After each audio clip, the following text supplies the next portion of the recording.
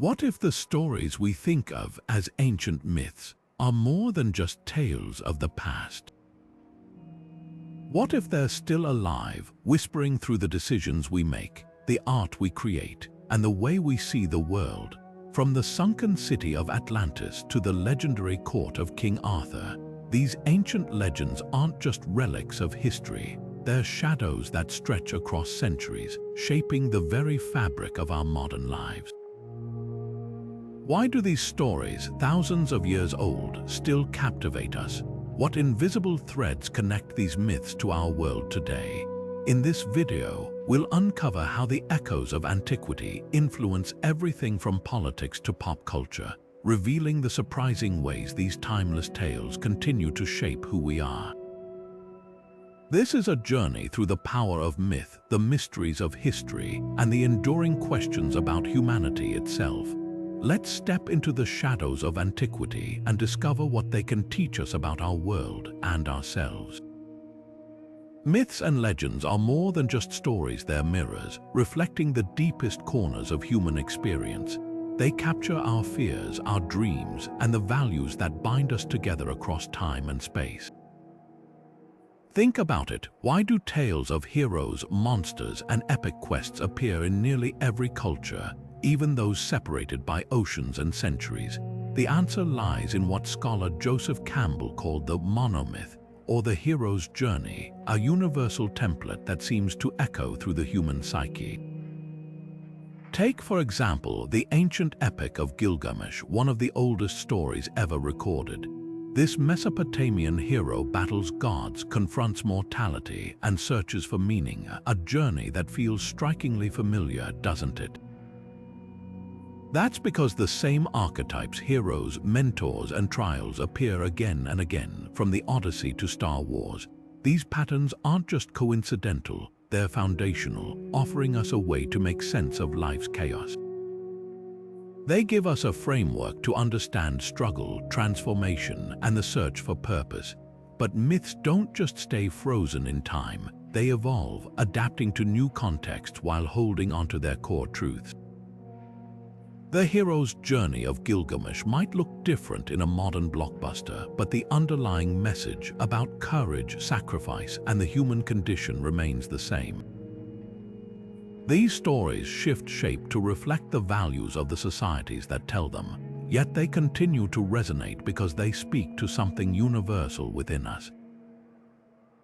This evolution is part of what makes myths so powerful. They're not just relics of the past, they're living narratives, constantly reinterpreted to address the fears and hopes of each generation. Whether it's a child reading about King Arthur's knights or a viewer binge-watching a superhero series, these stories remind us that no matter how much the world changes, the questions we ask about ourselves and our place in the universe remain timeless. And perhaps that's the true magic of myth. It connects us not just to the past but to each other. Few legends have captured the imagination quite like Atlantis, the fabled island said to have vanished beneath the waves. First introduced by the ancient Greek philosopher Plato over 2,000 years ago, this story of a utopian civilization brought low by its own arrogance has become one of history's most enduring mysteries. But what's fascinating about Atlantis isn't just the tale itself, it's how a single story, written as a philosophical allegory, has taken on a life of its own, sparking centuries of speculation, exploration, and reinterpretation. Plato described Atlantis as a powerful and advanced society, blessed with extraordinary wealth and technology, but its downfall came when its people grew prideful and corrupt, angering the gods. In a single day and night, the island was swallowed by the sea, leaving only whispers of its existence. While Plato likely intended this story as a cautionary tale about hubris, it's since become a magnet for theories about its possible real-world origins. Could Atlantis have been inspired by actual events? Some scholars point to the Minoan civilization on the island of Crete, which thrived until a cataclysmic volcanic eruption on Thera. Modern-day Santorini devastated the region around 1600 years before the Common Era. The parallels are striking: a sophisticated society, a sudden natural disaster, and a legacy shrouded in mystery. But Atlantis isn't just a historical puzzle, it's a cultural phenomenon. From Jules Verne's 20,000 Leagues Under the Sea to modern sci-fi epics, the Lost City has become a symbol of human ingenuity and its limits. It's a reminder that even the mightiest civilizations are vulnerable, a theme that resonates deeply in an age of environmental crises and technological uncertainty. Atlantis isn't just a story about the past, it's a mirror reflecting our own anxieties about progress and survival. And yet, the allure of Atlantis goes beyond its cautionary message. It's a story that invites us to dream, to imagine what might lie hidden beneath the waves or buried in the sands of time. It's inspired countless expeditions, from treasure hunters searching for sunken ruins to scientists exploring the depths of our oceans. Whether real or imagined, Atlantis continues to captivate because it speaks to something primal within us, the desire to uncover lost worlds and the secrets they hold. This is the power of myth. It doesn't just tell us where we've been, it shows us where we might go. And as long as we keep searching, Atlantis will remain a beacon, calling us to explore not just the mysteries of the past, but the uncharted possibilities of the future. The legend of King Arthur is more than just a tale of knights and round tables. It's a story about the human longing for justice, unity, and a better world. Emerging from the fog of post-Roman Britain around the 5th or 6th century, the Arthurian saga began as a collection of oral traditions blending history with myth. Was Arthur a real historical figure? Scholars debate this, but what's undeniable is how his story evolved into a powerful symbol of hope during the Middle Ages, when writers like Geoffrey of Monmouth and Thomas Malory transformed him into the epitome of chivalry and leadership. At its core, the Arthurian legend is about a fractured society yearning for a leader who can restore order and fairness, a theme that feels as relevant today as it did centuries ago. Chivalry, one of the central pillars of Arthurian tales, wasn't just about knights in shining armor. It represented an ideal, a code of honor that emphasized courage, loyalty, and justice. These values were deeply appealing in a medieval world often marked by chaos and conflict. The Knights of the Round Table weren't just warriors, they were symbols of a society striving for balance and moral integrity. And yet, the stories also explore the fragility of these ideals. The quest for the Holy Grail, for example, isn't just a physical journey, it's a spiritual one, highlighting the challenges of staying true to one's principles in the face of temptation and hardship. Fast forward to modern times, and the Arthurian legend has found new life in film, television, and literature. Take the 1981 film Excalibur, which captures the myth's grandeur and moral complexity, or the BBC series Merlin, which reimagines the tale for a younger audience, focusing on friendship and destiny. Each adaptation reflects the values and concerns of its time, proving that Arthur's story is endlessly adaptable. Why does this legend endure? Perhaps because it speaks to a universal truth: the desire for a leader who can unite a divided world and bring about a golden age, a once and future king who represents both the past and the promise of renewal. In times of political uncertainty, the Arthurian myth takes on a new urgency. It's no coincidence that during moments of societal upheaval, people often turn to stories of a just ruler who can restore balance.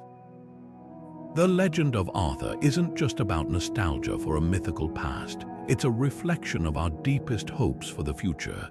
It reminds us that, even in the darkest times, the ideals of justice and unity can guide us forward.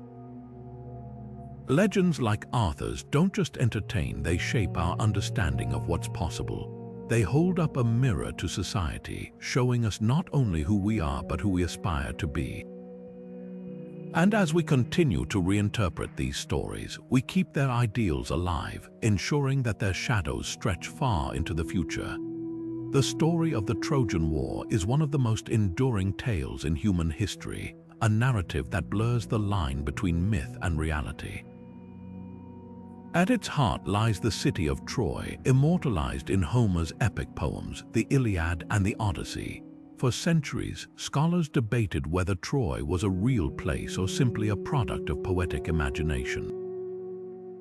That debate shifted dramatically in the late 19th century when amateur archaeologist Heinrich Schliemann uncovered the ancient city of Hisarlik in modern-day Turkey.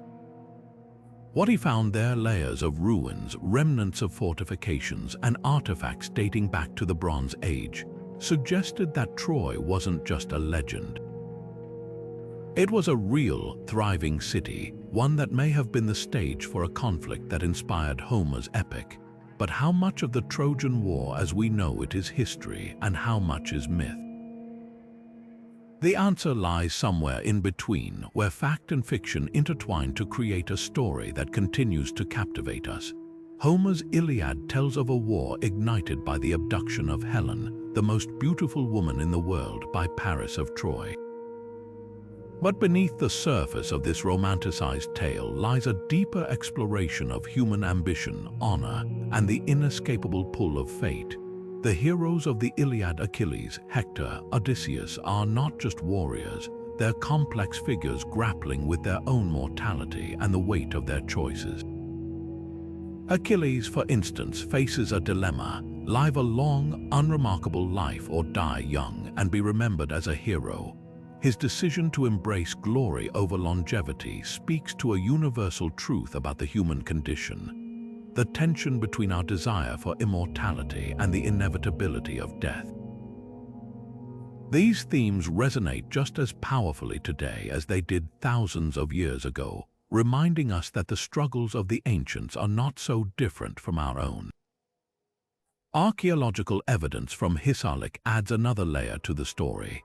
The site reveals a city that was destroyed and rebuilt multiple times, suggesting that conflict was a recurring theme in Troy's history. One of these layers, known as Troyvia, shows signs of a sudden, violent end: burned buildings, scattered weapons, and a timeline that aligns roughly with the period traditionally associated with the Trojan War. While we may never know if the war happened exactly as Homer described, the discoveries at Hisarlik suggest that his epic was rooted in historical events, even if they were embellished over centuries of storytelling. This blending of myth and reality is what makes the Trojan War so compelling. It's a story that feels both larger than life and deeply human. The legacy of the Trojan War extends far beyond the ancient world. Its themes have influenced countless works of literature, art, and even modern media. From Shakespeare's tragedies to Hollywood blockbusters, the ideas of honor, betrayal, and the cost of ambition continue to shape how we think about heroism and tragedy. Take, for example, the concept of the hero's flaw, a central theme in the Iliad. Achilles' rage and pride lead to his downfall, a reminder that even the greatest among us are vulnerable to our own weaknesses. This idea has become a cornerstone of storytelling, influencing everything from Greek tragedies to modern superhero narratives. The Trojan War isn't just an ancient tale, it's a blueprint for understanding the complexities of human nature. What makes myths like the Trojan War so timeless is their ability to bridge the past and present. They are not static relics but living narratives that evolve with each retelling. The story of Troy has been reinterpreted in countless ways, from Virgil's Aeneid, which reimagines the war from the perspective of the Trojans, to contemporary novels that explore its themes through new lenses. Each version reflects the values and concerns of its time, yet the core of the story remains unchanged, a testament to its enduring power. Myths like these don't just connect us to the past, they help us make sense of the present, offering insights into the human experience that transcend time and culture. In the end, the Trojan War is more than a tale of gods and heroes. It's a mirror reflecting our own struggles with ambition, fate, and the search for meaning. Whether as history or myth, it reminds us that the stories we tell about the past are also stories about ourselves, and that perhaps is the greatest lesson of all. The Norse sagas are more than just stories, they're windows into a world shaped by ice, fire, and the indomitable spirit of the Vikings.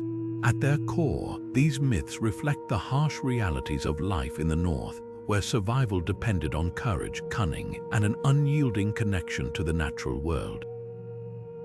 From the creation myth of Yggdrasil, the world tree, to the apocalyptic battle of Ragnarok, these tales are steeped in a worldview that embraced both the beauty and brutality of existence.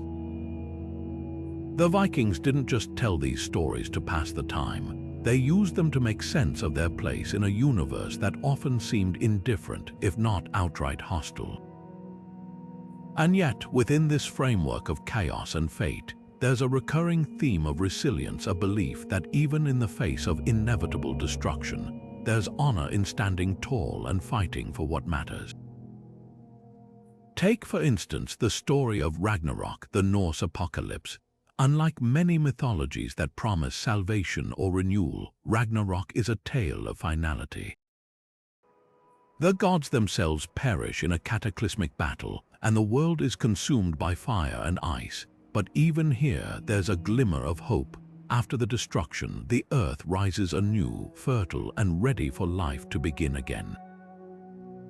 This cyclical view of existence, where endings are also beginnings, reflects the Viking understanding of life's impermanence and the importance of legacy. It's a reminder that even in the darkest times, there's a chance for rebirth, a theme that resonates deeply in our own era of uncertainty. Fast forward to modern times, and the echoes of Norse mythology are everywhere. Marvel's Thor, for example, has brought these ancient gods into the mainstream, reimagining them as larger-than-life superheroes.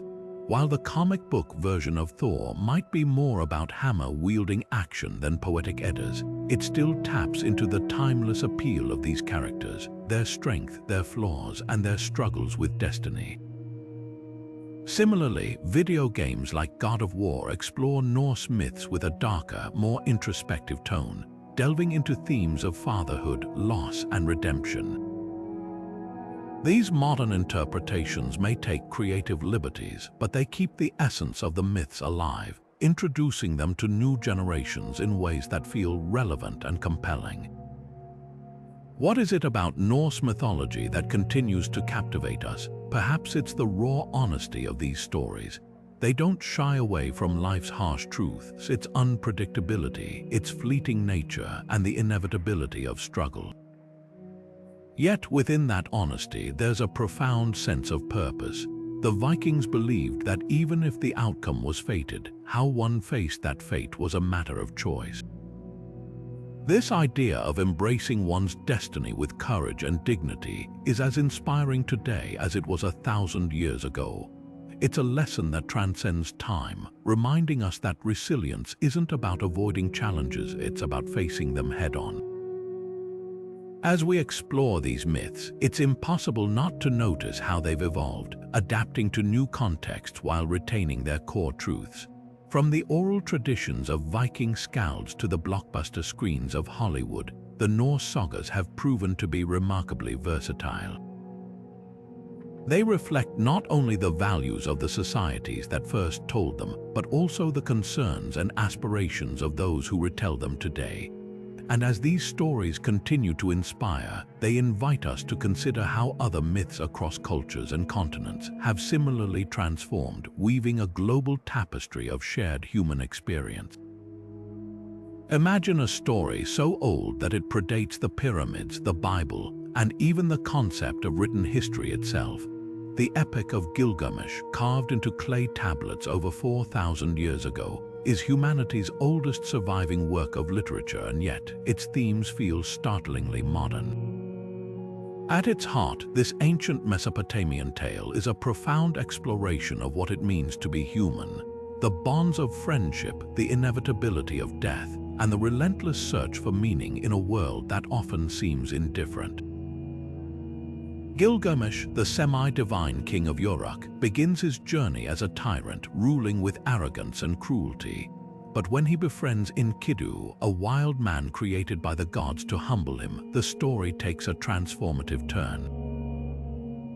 Together, they embark on epic quests, slaying monsters and challenging the gods, only to confront the harsh reality of mortality when Enkidu dies.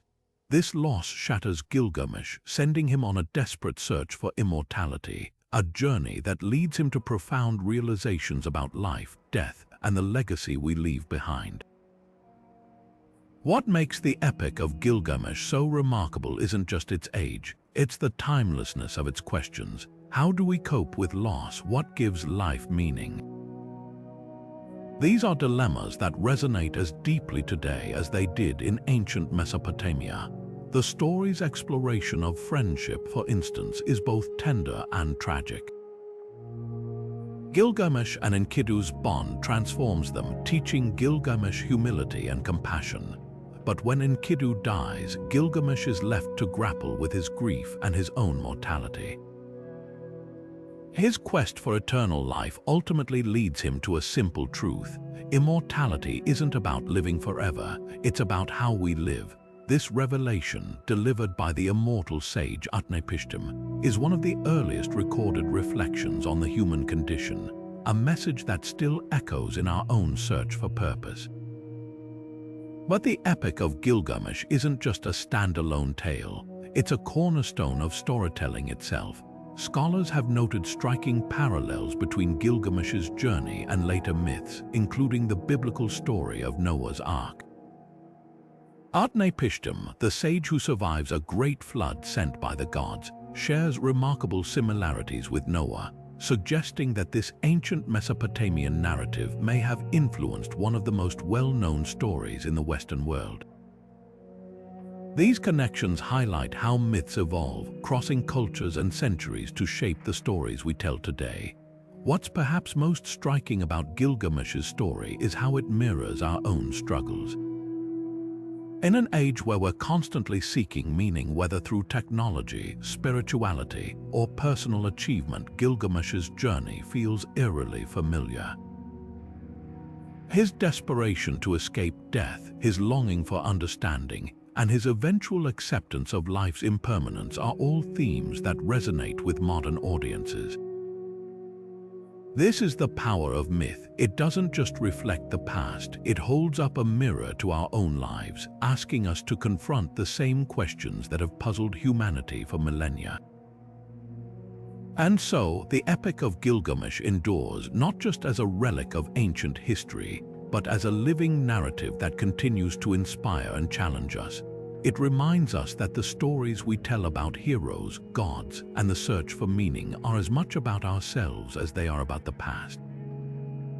In the end, Gilgamesh's journey isn't just a tale from long ago. It's a reflection of the eternal human quest to understand who we are and why we're here. And perhaps that's why, even after 4,000 years, it still speaks to us so powerfully.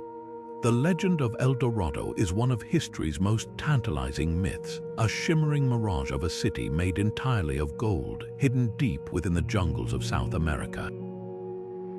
But where did this story begin? The origins of El Dorado trace back to the Muisca people of present-day Colombia, who practiced a ritual that would later inspire the myth. During ceremonies, their newly appointed leader would cover himself in gold dust and dive into Lake Guatavita as an offering to the gods. This act, meant to symbolize a connection between the earthly and the divine, became the seed of a legend that would grow far beyond its original context. To the Muisca, it wasn't about material wealth, it was about spiritual significance. But when Spanish conquistadors heard tales of a golden man, their imaginations took flight and the myth of El Dorado was born. For Europeans in the 16th century, El Dorado became more than just a story, it became an obsession. Fueled by tales of unimaginable riches, explorers like Francisco de Orellana and Gonzalo Pizarro embarked on perilous expeditions into the uncharted Amazon, driven by the promise of gold. These journeys were fraught with danger. Disease, starvation, and hostile encounters with indigenous peoples claimed countless lives. Yet, the allure of El Dorado was so powerful that it overshadowed the risks. It wasn't just about wealth, it was about conquest, glory, and the belief that somewhere out there, beyond the horizon, lay the ultimate prize. The myth became a catalyst for exploration, but it also revealed the darker side of human ambition, a relentless pursuit of the unattainable, often at great cost. What's fascinating about El Dorado is how it evolved from a specific ritual into a universal symbol. Over time, the Golden Man transformed into a city, then an entire empire of gold hidden in the heart of the jungle. This shift reflects a broader theme, the human tendency to project our desires onto the unknown. El Dorado became a metaphor for greed, a cautionary tale about the dangers of obsession. It's no coincidence that the myth emerged during the Age of Exploration, a period defined by the hunger for new lands and resources. In many ways, El Dorado is a mirror, reflecting not just the dreams of those who sought it, but also the consequences of those dreams. Even today, the legend of El Dorado continues to captivate. Modern adventurers and treasure hunters still scour the Amazon, hoping to uncover its secrets. But the myth has also found its way into literature, film, and art, where it serves as a powerful symbol of aspiration and folly. Take, for example, the 2000 film The Road to El Dorado, which reimagines the legend as a light-hearted adventure, or the countless novels that explore its darker themes. These retellings remind us that the allure of El Dorado isn't just about gold. It's about the human spirit's unyielding desire to reach for something just beyond our grasp. So why does this myth endure? Perhaps because it speaks to something universal within us, the tension between ambition and reality, between what we desire and what we can achieve. El Dorado is a reminder that the pursuit of dreams, while noble, can also lead us astray if we lose sight of what truly matters. It's a story that invites us to reflect on our own golden dreams, the goals we chase, the sacrifices we make, and the lessons we learn along the way. Legends like El Dorado don't just exist in the past, they shape the present, driving real-world actions and inspiring new stories. This interplay between myth and reality is what makes these tales so powerful.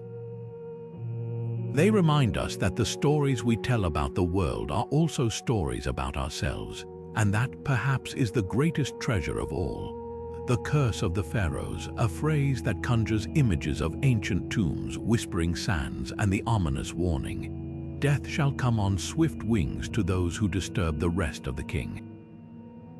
Few legends have captured the imagination quite like the supposed curse of Tutankhamun's tomb, a story that has become synonymous with mystery, danger, and the allure of the unknown. But where did this belief originate, and why does it still haunt us today? To understand the curse, we must first step back in time to the early 20th century, when the discovery of King Tut's tomb ignited a global fascination with ancient Egypt and sparked a series of eerie events that would fuel the myth for decades to come. When British archaeologist Howard Carter and his team unearthed Tutankhamun's burial chamber in 1922, they were met with a breathtaking sight: golden treasures, intricate artifacts, and the untouched sarcophagus of the boy king. But not long after the tomb was opened, strange occurrences began to unfold. Lord Carnarvon, the financial backer of the expedition, died under mysterious circumstances just months later, followed by several others connected to the discovery. Newspapers quickly latched onto these events, weaving tales of a pharaoh's vengeance unleashed upon those who dared to disturb his eternal slumber. The idea of a curse was irresistible, a perfect blend of ancient mysticism and modern sensationalism. But was there any truth to it, or was it simply a product of fear and imagination? Historically, curses were not uncommon in ancient Egypt. Inscriptions warning against desecrating tombs have been found in other burial sites, serving as both spiritual protection and a deterrent to grave robbers. For the Egyptians, death was not an end but a transition to the afterlife, and the sanctity of the tomb was paramount. Tutankhamun's curse, however, was likely more about symbolism than supernatural retribution. The deaths linked to the tomb can largely be explained by natural causes. Carnarvon, for instance, succumbed to an infected mosquito bite, while others faced the harsh realities of working in a dusty, bacteria-filled environment. Yet the myth persisted, fueled by the public's fascination with the exotic and the unknown. This fascination didn't just stay confined to the realm of archaeology. It seeped into popular culture, shaping the way we tell stories about ancient curses and forbidden knowledge. The Curse of the Pharaohs became a staple of horror and adventure genres, inspiring countless books, films, and television shows. Think of movies like The Mummy or video games like Assassin's Creed Origins, where ancient tombs are filled with both treasure and peril. These stories tap into a primal fear, the idea that some secrets are better left buried, and that tampering with the past can have dire consequences. In a way, the Curse of the Pharaohs reflects our own anxieties about mortality and the consequences of our actions, reminding us that the past is never truly dead. But beyond the thrill of curses and curses, these myths also highlight something deeper: humanity's enduring fascination with death and the afterlife. The ancient Egyptians believed in a carefully orchestrated journey to the afterlife, one that required elaborate rituals and protections to ensure the soul's safe passage. For them, death was not an end but a transformation, a concept that continues to resonate with us today. Whether it's through the lens of religion, philosophy, or pop culture, we're still grappling with the same questions that preoccupied the Egyptians thousands of years ago. What happens after we die? How do we honor the dead, and what lies beyond the veil of this life? The Curse of the Pharaohs is more than just a spooky tale. It's a reflection of how myths blur the line between fact and fiction, shaping our understanding of history and ourselves. It reminds us that stories, whether ancient or modern, have the power to captivate, terrify, and inspire. And as long as we continue to uncover the secrets of the past, these legends will keep us asking, are we uncovering history, or are we awakening something far older and far more mysterious? In the heart of Sherwood Forest, where the shadows of ancient oaks stretch long and the whispers of rebellion echo through time, the legend of Robin Hood stands as a timeless symbol of defiance and justice. This iconic outlaw, who robbed from the rich to give to the poor, has captivated imaginations for centuries, evolving from medieval ballads to blockbuster films. But what makes Robin Hood more than just a swashbuckling hero? Why does this tale of an outlaw fighting against corruption and inequality still strike a chord in our modern world? To understand the enduring appeal of Robin Hood, we must first delve into the historical roots of this legendary figure and trace how his story has been reshaped to mirror the struggles and aspirations of each generation. The origins of Robin Hood are shrouded in mystery, much like the dense forests he is said to have roamed. While some historians argue that he may have been inspired by real outlaws or rebels of medieval England, others see him as a purely fictional creation, a folk hero born from the collective imagination of a society grappling with feudal oppression. The earliest references to Robin Hood appear in 14th century ballads, where he is depicted not as a nobleman but as a commoner, a yeoman fighting against the tyranny of corrupt officials like the infamous Sheriff of Nottingham. These early tales were less about romanticized heroics and more about survival and resistance in a world where the vast gap between the rich and the poor was a daily reality. Robin Hood wasn't just a thief, he was a champion of the people, a figure who embodied the hope that justice could prevail, even in the face of overwhelming odds. As centuries passed, the legend of Robin Hood evolved, absorbing new elements and adapting to changing cultural contexts. By the time of the Renaissance, he had transformed into a nobleman wrongfully disinherited, adding a layer of tragedy and nobility to his character. This shift reflected the values of the time, where class distinctions and notions of honor were central to storytelling. In the 19th and 20th centuries, Robin Hood became a symbol of romantic rebellion, with adaptations like the 1938 film starring Errol Flynn portraying him as a dashing hero fighting for a more just society. Each retelling of the story added new dimensions, reflecting the social and political concerns of the era. During the Great Depression, for instance, Robin Hood's fight against inequality resonated deeply with audiences struggling through economic hardship, while in the 1960s and 70s, he became a countercultural icon, embodying the spirit of anti-establishment movements. But the power of Robin Hood lies not just in his adaptability, but in the universal themes at the heart of his story. At its core, the legend is about the struggle for fairness and the belief that even the most entrenched systems of power can be challenged.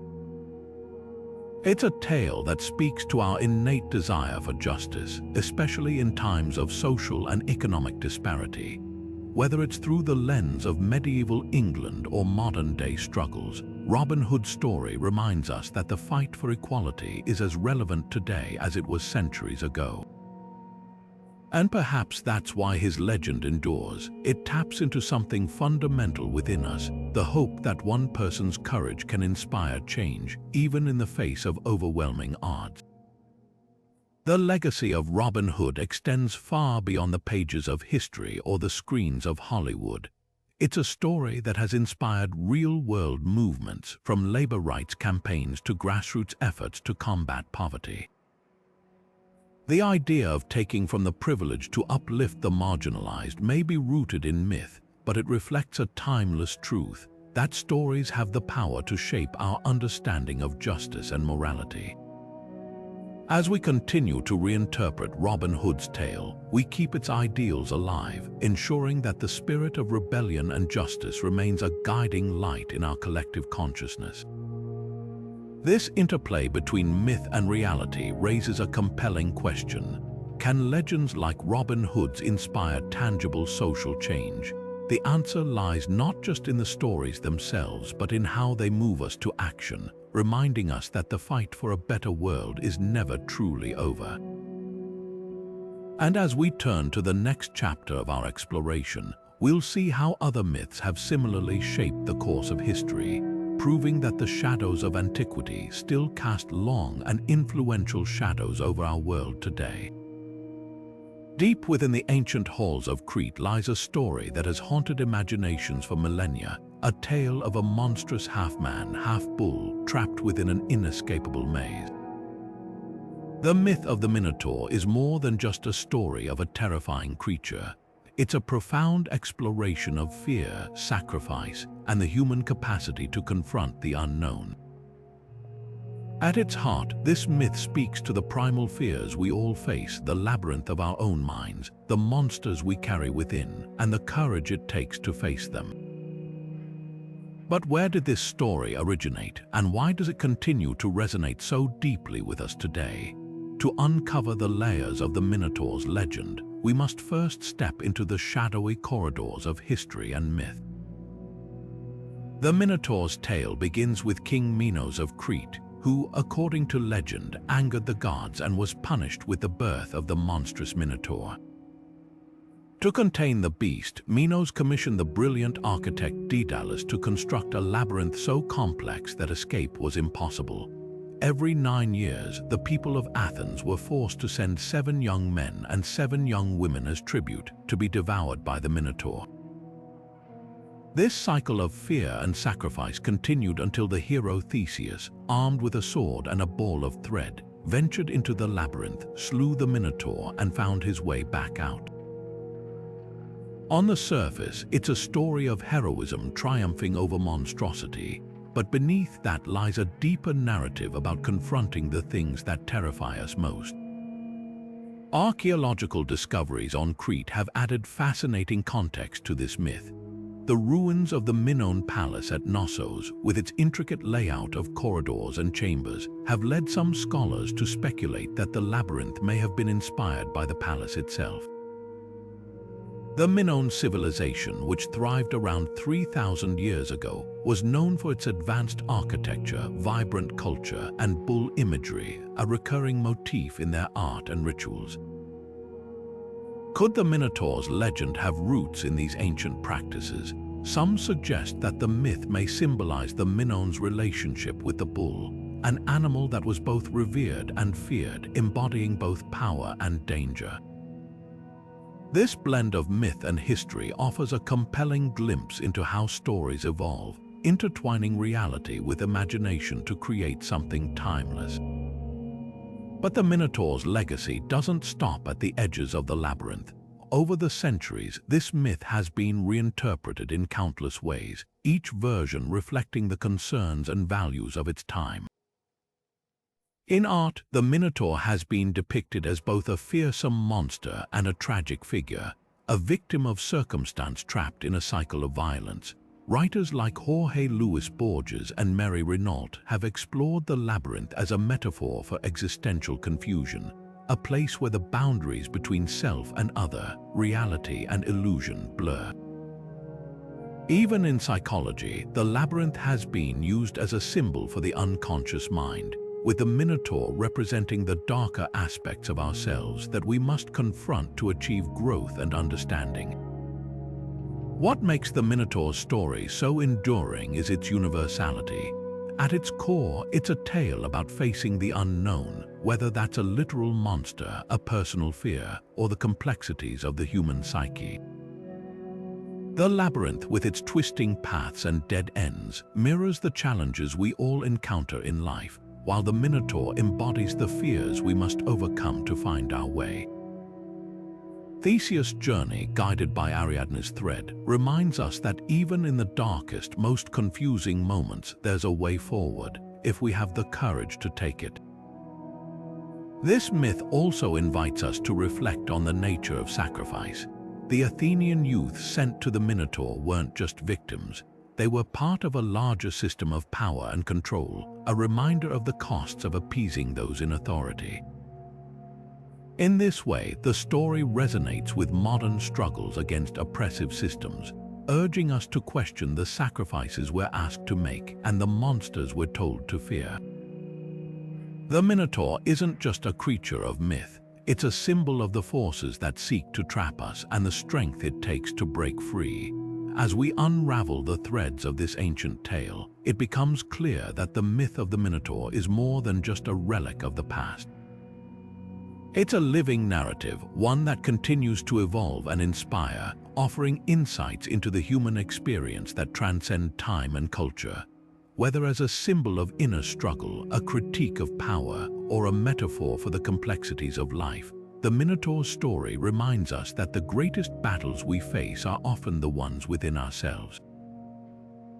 And as we navigate our own labyrinths, perhaps we can find solace in the idea that, like Theseus, we too have the strength to confront our monsters and emerge victorious.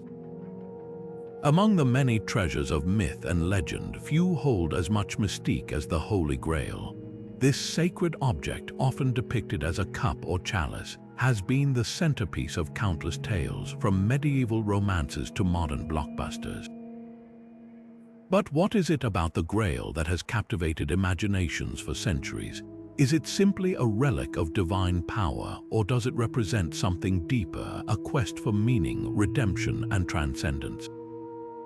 To understand the enduring allure of the Holy Grail, we must first journey back to its origins in the rich tapestry of medieval literature, where this legend first took root. The earliest references to the Grail appear in 12th century Arthurian romances, where it is described as a vessel of immense spiritual significance. In Chrétien de Troyes' Percival, the story of the Grail, the young knight Percival encounters the Grail during a mysterious feast, though he fails to ask the crucial question about its purpose, a mistake that sets him on a path of self-discovery and redemption. Later versions of the story, such as Robert de Boron's Joseph d'Arimathie, link the Grail to the Last Supper and the crucifixion of Christ, transforming it into a symbol of divine grace and salvation. These medieval tales didn't just entertain, They offered a moral framework, urging readers to seek spiritual purity and humility in their own lives. The Grail became more than an object, it was a metaphor for the soul's journey toward enlightenment. As the centuries passed, the Grail's legend continued to evolve, adapting to the concerns and values of each era. In the 19th century, the Grail became a symbol of romantic idealism, embodying the quest for beauty, truth, and the divine. Works like Alfred, Lord Tennyson's Idylls of the King, and Richard Wagner's opera Parsifal reimagined the Grail as a beacon of hope in a world increasingly dominated by industrialization and skepticism. These interpretations emphasize the Grail's role as a source of renewal, a reminder that even in times of despair, the possibility of redemption and transcendence remains. The Grail wasn't just a relic of the past, it was a living symbol offering guidance to those who sought it. Fast forward to the modern era, and the Grail has found new life in popular culture, where it continues to inspire stories of adventure and discovery. Films like Indiana Jones and The Last Crusade have brought the Grail into the mainstream, presenting it as both a physical artifact and a test of character. In the film, Indy's quest for the Grail is not just about finding a treasure, it's about proving his worthiness through humility and selflessness. This modern take on the Grail's legend reflects a timeless truth that the greatest challenges we face are often internal, requiring us to confront our flaws and embrace our humanity. The Grail, in this sense, becomes a mirror, reflecting the qualities we must cultivate to achieve our own spiritual goals. What makes the Holy Grail so compelling is not just its mystery, but its universality. Across cultures and centuries, the idea of a sacred object that grants enlightenment or immortality has appeared in various forms, from the philosopher's stone to the fountain of youth. These myths speak to a fundamental human desire to transcend our limitations and touch the divine. The Grail's enduring appeal lies in its ability to embody this longing, offering a narrative framework for our own quests for meaning and purpose.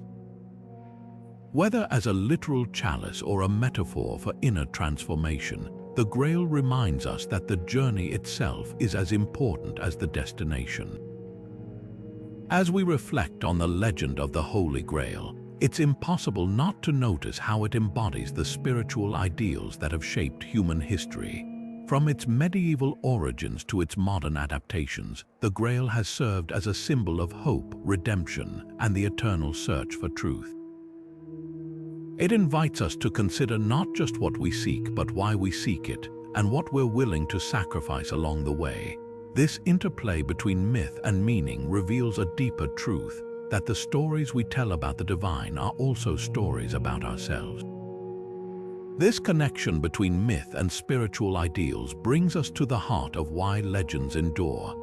They are not just relics of the past, but living narratives, continuously reinterpreted to address the concerns and aspirations of each generation. As we explore the next chapter of our journey, we'll see how other myths have similarly shaped our understanding of the divine, proving that the shadows of antiquity still cast long and influential shadows over our world today. Standing at the edge of the Giza Plateau, the Great Sphinx gazes out across the sands of Egypt with an expression that has puzzled humanity for millennia. This colossal figure, with the body of a lion and the face of a pharaoh, is more than just a marvel of ancient engineering. It's a symbol of mystery, wisdom, and the eternal quest for knowledge. For centuries, the Sphinx has been a silent guardian, watching over the pyramids and the secrets they hold. But what is it about this enigmatic monument that continues to captivate us? To unravel the mystery of the Sphinx, we must step back in time and explore its origins, its symbolism, and the enduring questions it raises about the ancient world and our place within it. The origins of the Great Sphinx are as shrouded in mystery as the monument itself.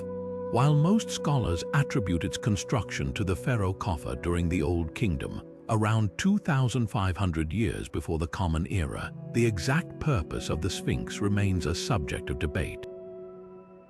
Some believe it was built as a guardian of the Giza necropolis, its lion's body symbolizing strength and its human face embodying the divine authority of the pharaoh. Others suggest it may have served as a solar symbol, with its eastward gaze aligning with the rising sun, representing rebirth and renewal. These interpretations highlight the Sphinx's dual role as both a protector and a spiritual emblem, a bridge between the earthly and the divine. One of the most intriguing aspects of the Sphinx is its connection to riddles and wisdom. In Greek mythology, the Sphinx was a creature that posed a riddle to travelers, devouring those who failed to answer correctly. While the Egyptian Sphinx predates this myth, the association between the monument and the concept of riddles has endured. The Great Sphinx, with its inscrutable expression, seems to challenge us to uncover its secrets, much like the riddles of old.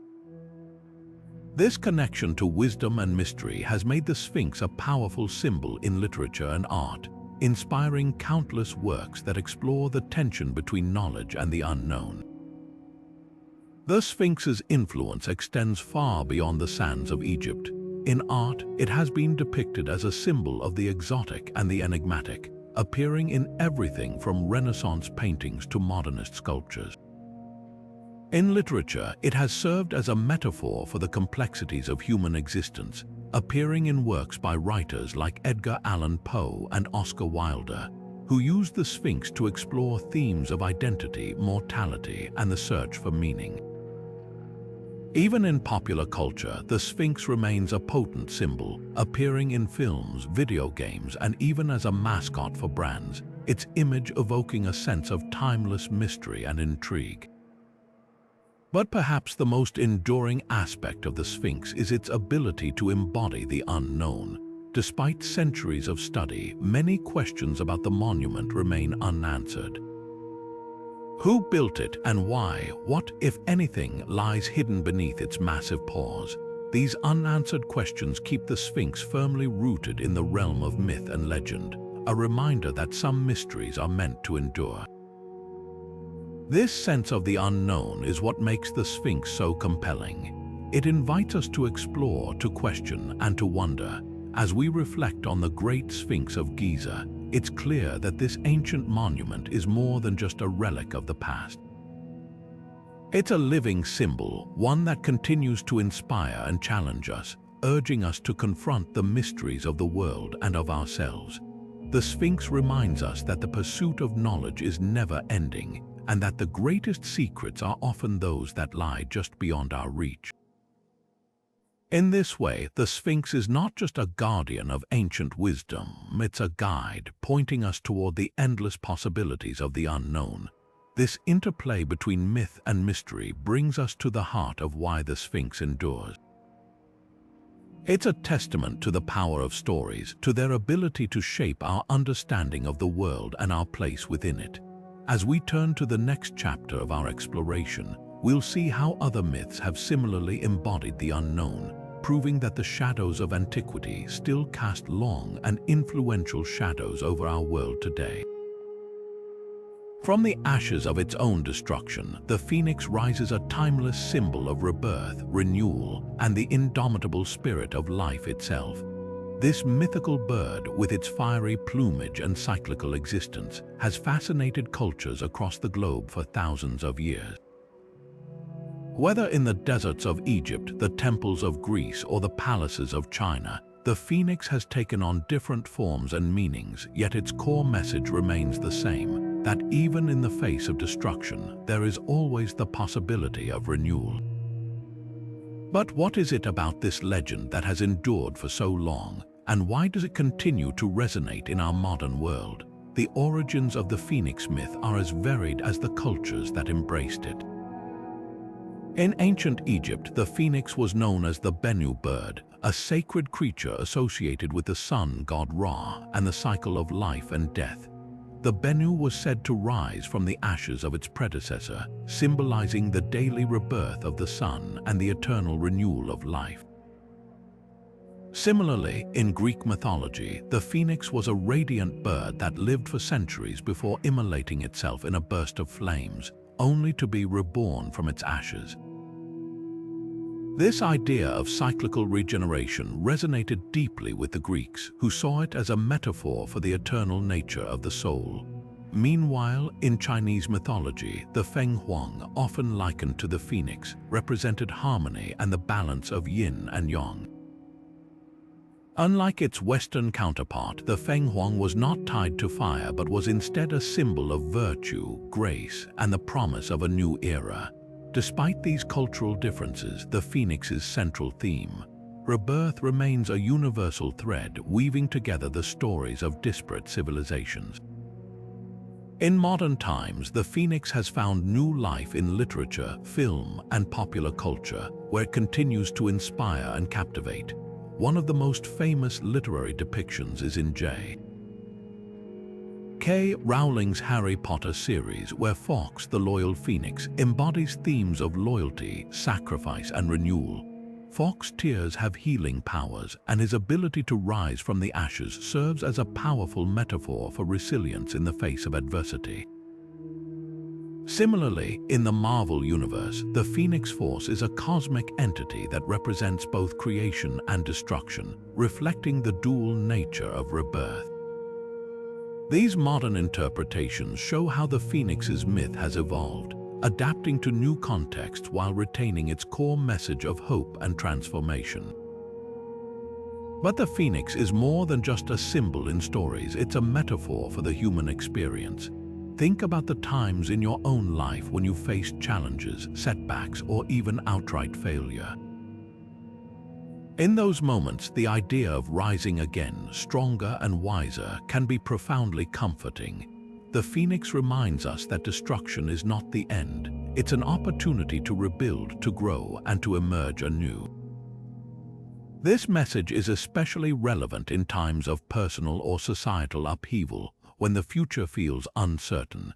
The Phoenix's story encourages us to believe in the possibility of renewal, no matter how dire the circumstances may seem. This universal appeal is what makes the Phoenix such a powerful and enduring symbol. It speaks to our innate desire for hope and transformation, offering a narrative framework for understanding life's challenges and triumphs. Whether as a mythical bird or a metaphor for resilience, the Phoenix's tale reminds us that endings are often beginnings in disguise. And as we navigate our own journeys, we can draw strength from the idea that, like the Phoenix, we too have the power to rise again. The Phoenix's story also raises an intriguing question. Why do myths about renewal and rebirth appear so consistently across cultures?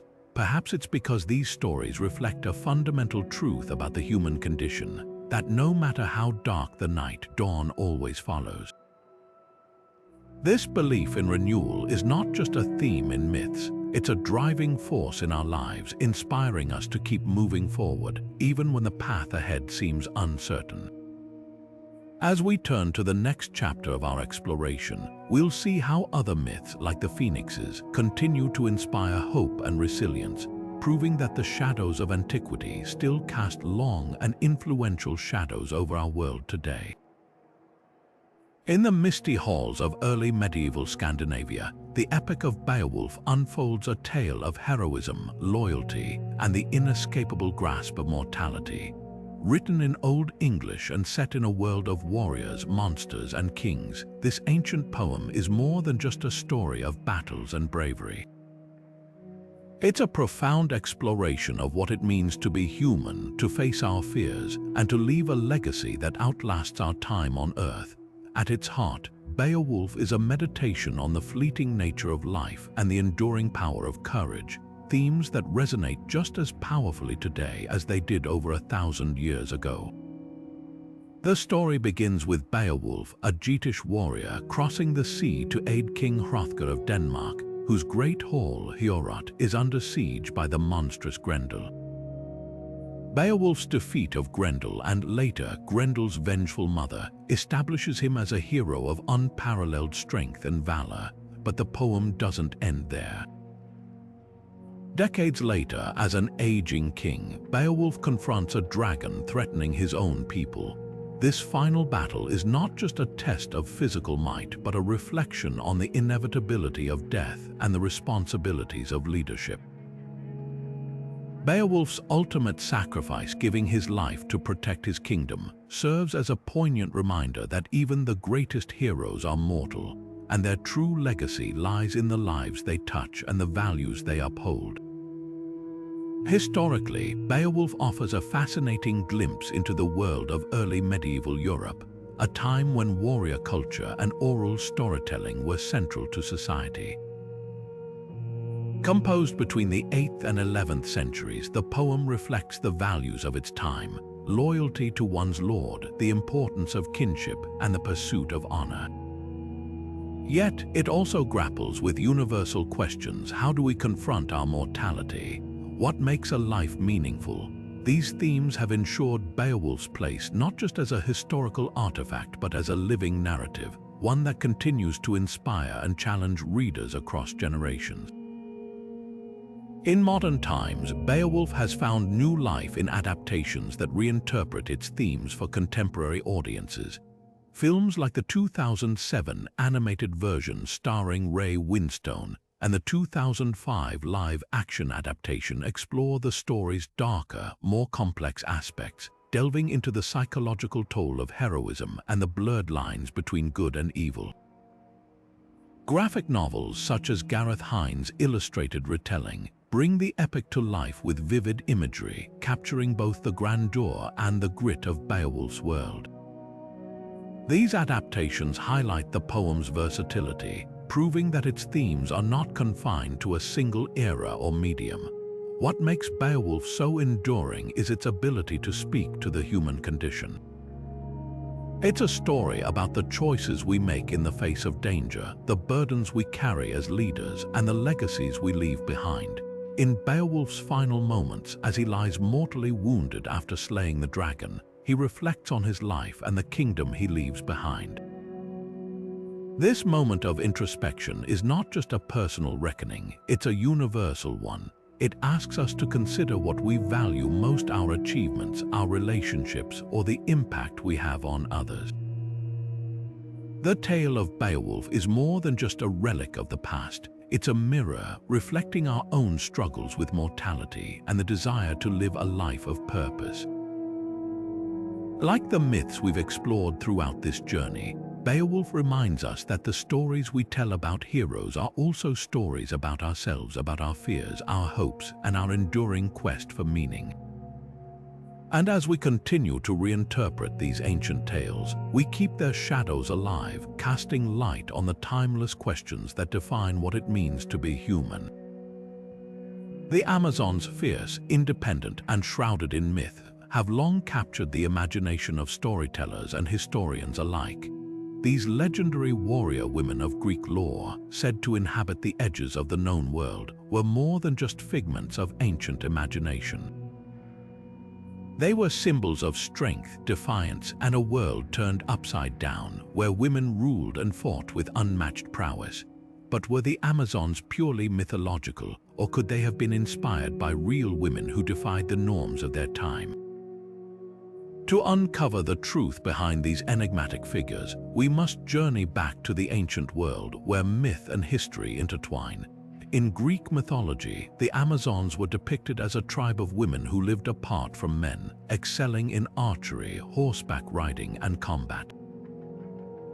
They were often portrayed as adversaries of Greek heroes such as Heracles and Achilles, their battles serving as a metaphor for the clash between civilization and the untamed wilderness.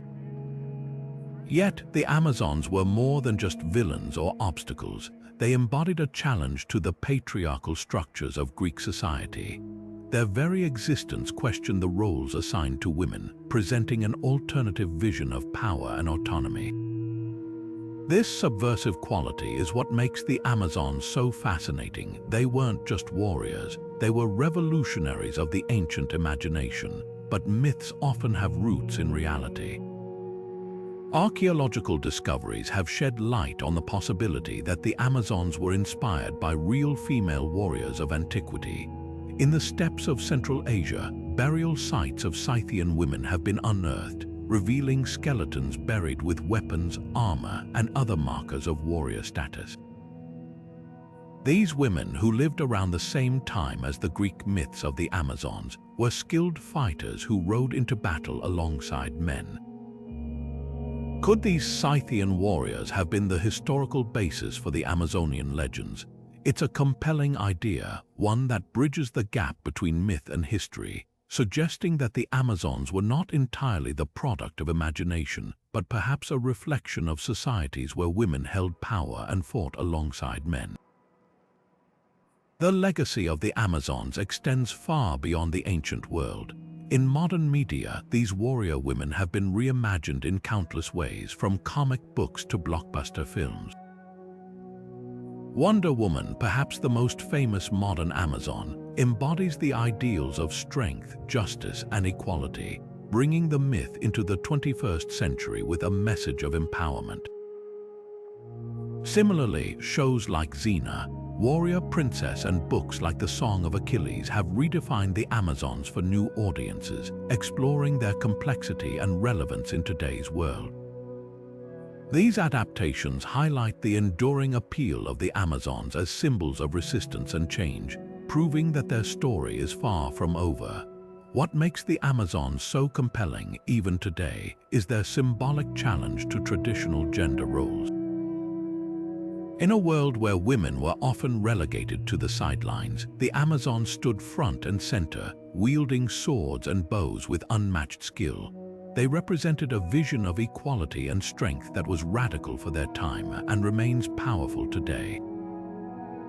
In contemporary discussions of gender and empowerment, the Amazons serve as a reminder that the fight for equality is not new. It's a battle that has been waged for centuries in both myth and reality. Their story encourages us to question the norms that limit us and to imagine a world where everyone, regardless of gender, can claim their power. This interplay between myth and societal norms reveals a deeper truth, that stories have the power to challenge the status quo. The Amazons, with their defiance of traditional roles, remind us that myths are not just tales of the past. They are mirrors reflecting the struggles and aspirations of the societies that tell them. As we turn to the next chapter of our exploration, we'll see how other myths have similarly pushed boundaries, proving that the shadows of antiquity still cast long and influential shadows over our world today. Hidden deep within the tangled jungles and shimmering mirages of legend lies the Fountain of Youth, a mythical spring said to grant eternal life to anyone who drinks from it. This enchanting tale has sparked imaginations for centuries, drawing explorers into uncharted territories and inspiring countless stories of adventure and longing. But where did this myth begin, and why does the idea of eternal youth hold such a powerful grip on our collective psyche? To uncover the roots of this timeless legend, we must journey back to the ancient and medieval worlds where the dream of immortality first took shape. The earliest whispers of a life-giving spring can be traced to ancient civilizations, where stories of magical waters often appeared in myths and religious texts. In the Epic of Gilgamesh, the hero searches for a plant that grants immortality, only to lose it to a serpent, a poignant reminder of humanity's fleeting grasp on eternal life. Similarly, in Greek mythology, the gods themselves possessed ambrosia and nectar, substances that granted them everlasting youth and vitality. These early tales reflect a universal yearning to transcend the limits of mortality, a theme that would later evolve into the more specific legend of the Fountain of Youth. By the Middle Ages, the myth had taken on a more concrete form, often linked to the tales of Prester John, a mythical Christian king said to rule over a paradise filled with miraculous wonders. It was during this time that the Fountain of Youth became intertwined with the age of exploration, capturing the imaginations of adventurers and monarchs alike.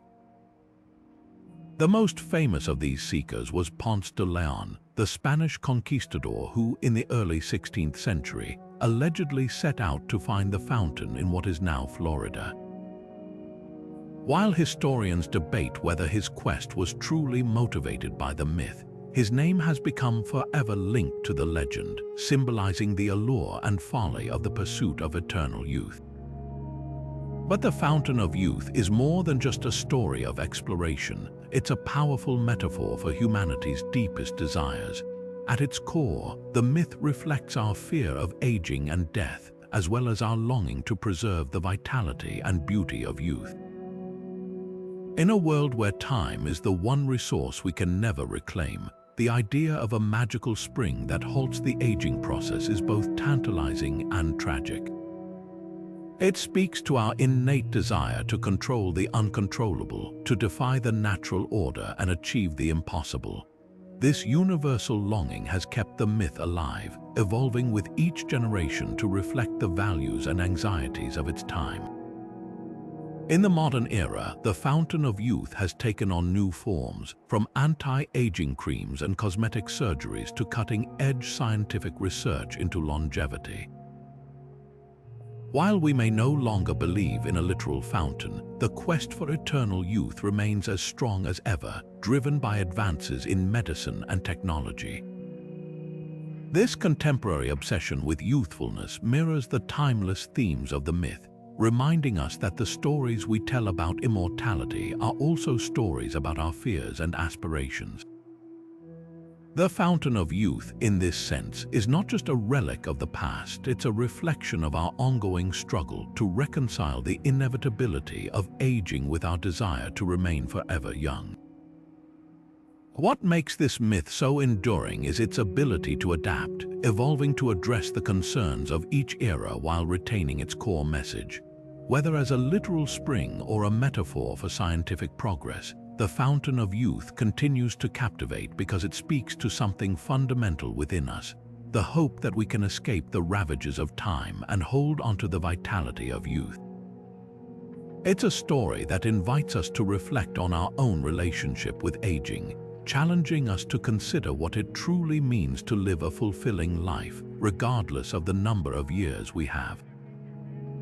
As we explore the myth of the Fountain of Youth, it becomes clear that this legend is more than just a tale of magical waters. It's a mirror, reflecting our deepest fears and desires.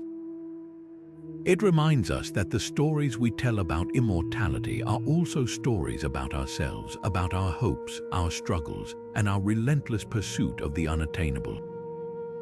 And as we continue to reinterpret this ancient myth, we keep its shadows alive, casting light on the timeless questions that define what it means to be human. There's a figure in myth who walks the earth endlessly, a soul cursed to wander without rest or respite, a man who, according to legend, crossed paths with Christ on his way to the crucifixion and was condemned to live until the end of time. This is the story of the Wandering Jew, a haunting tale of guilt, punishment, and the search for redemption. Rooted in medieval Christian folklore, this myth has echoed through centuries, evolving with each retelling to reflect the fears, hopes, and questions of the societies that embraced it. But what does the story of the Wandering Jew reveal about our understanding of guilt, exile, and the human condition? And why does this tale of eternal restlessness continue to resonate in our modern world? The legend of the Wandering Jew first emerged in the 13th century, though its roots may stretch even further back. According to the most common version of the story, a shoemaker named Ahasuerus refused to let Jesus rest on his doorstep as he carried the cross to Calvary. In response, Jesus cursed the man to wander the earth until his return, a punishment that would make him a living witness to both the suffering of Christ and the unfolding of human history. This narrative, blending elements of Christian theology and folklore, served as a cautionary tale about compassion and the consequences of indifference. It also tapped into a broader cultural fascination with figures who exist outside the bounds of normal time and space, embodying themes of exile and eternal waiting. Over the centuries, the Wandering Jew became a powerful symbol in literature and art. His story adapted and reinterpreted to address the concerns of each era. In the 19th century, the Romantic movement embraced the figure as a tragic hero, a man burdened by his guilt and yearning for release. Writers like Percy Bysshe Shelley and Eugene Sue used the myth to explore themes of alienation and the search for meaning in a rapidly changing world. For them, the wandering Jew was not just a cursed soul but a metaphor for the human condition, a reminder of the ways in which our actions and our failures to act can haunt us across lifetimes. In modern times, the legend has taken on new dimensions, reflecting contemporary anxieties about identity, displacement, and the passage of time. The wandering Jew has appeared in everything from graphic novels to films, often reimagined as a figure who embodies the struggles of the marginalized or the displaced. In a world where migration and exile are increasingly common experiences, the myth resonates as a powerful metaphor for the search for belonging in an often indifferent world. The wandering Jew's endless journey mirrors the experiences of those who are forced to leave their homes, carrying the weight of their past while searching for a place to call their own. At its core, the story of the wandering Jew is about the tension between guilt and redemption, between the desire for forgiveness and the fear that it may never come. It's a tale that speaks to the universal experience of regret and the hope for a second chance, even when that hope seems impossibly distant. This duality is what makes the myth so enduring. It captures the complexity of the human spirit, our capacity for both cruelty and compassion, and our unending quest for meaning in the face of suffering. The Wandering Jew also invites us to reflect on the broader theme of exile, a concept that appears in myths and stories across cultures. From Odysseus' long journey home to the biblical exiles of the Israelites, these tales explore what it means to be separated from one's roots, to exist in a state of perpetual longing. The Wandering Jew's story is a stark reminder that exile is not just a physical condition but a spiritual one, a state of being that can shape our understanding of ourselves and our place in the world. As we consider the legacy of the Wandering Jew, it becomes clear that this myth is more than just a relic of the past. It's a living narrative, one that continues to evolve and inspire, offering insights into the human experience that transcend time and culture. Whether as a symbol of guilt, a metaphor for displacement, or a reflection of our search for redemption, the Wandering Jew reminds us that the stories we tell about exile and belonging are also stories about ourselves. And as we turn to the next chapter of our exploration, we'll see how other myths have similarly grappled with these themes, proving that the shadows of antiquity still cast long and influential shadows over our world today. Beneath the churning waves of the North Atlantic lies a creature so vast and terrifying that it has haunted sailors' dreams for centuries: the Kraken. This legendary sea monster, said to rise from the depths to drag entire ships and their crews into the abyss, is one of the most enduring symbols of the ocean's mysteries. But where did this myth originate, and what does it reveal about our relationship with the unknown? To understand the Kraken, we must plunge into the depths of Scandinavian folklore, where this colossal beast first took shape in the imaginations of seafarers and storytellers. The earliest accounts of the Kraken come from Norse sagas and medieval texts, where it was described as a creature so massive it could be mistaken for an island. According to legend, sailors would anchor their ships to what they thought was solid land, only to discover too late that they had tethered themselves to the Kraken's back. When the beast submerged, it would create a whirlpool powerful enough to swallow entire vessels. These tales, while fantastical, likely drew from real encounters with giant sea creatures.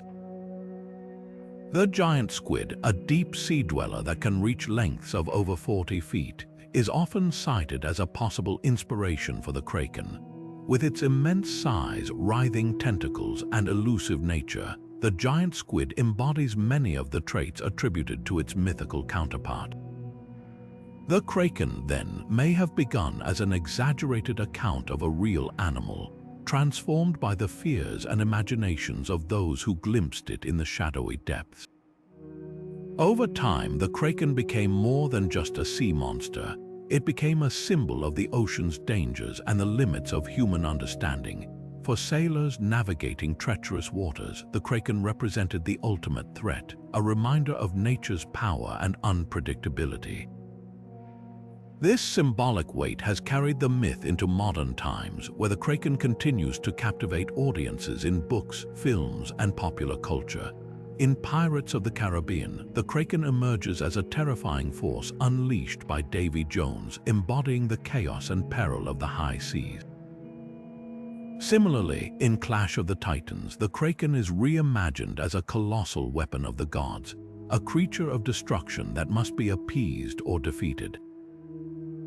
These adaptations highlight the kraken's enduring appeal as a symbol of the unknown and the uncontrollable, a creature that embodies humanity's deepest fears.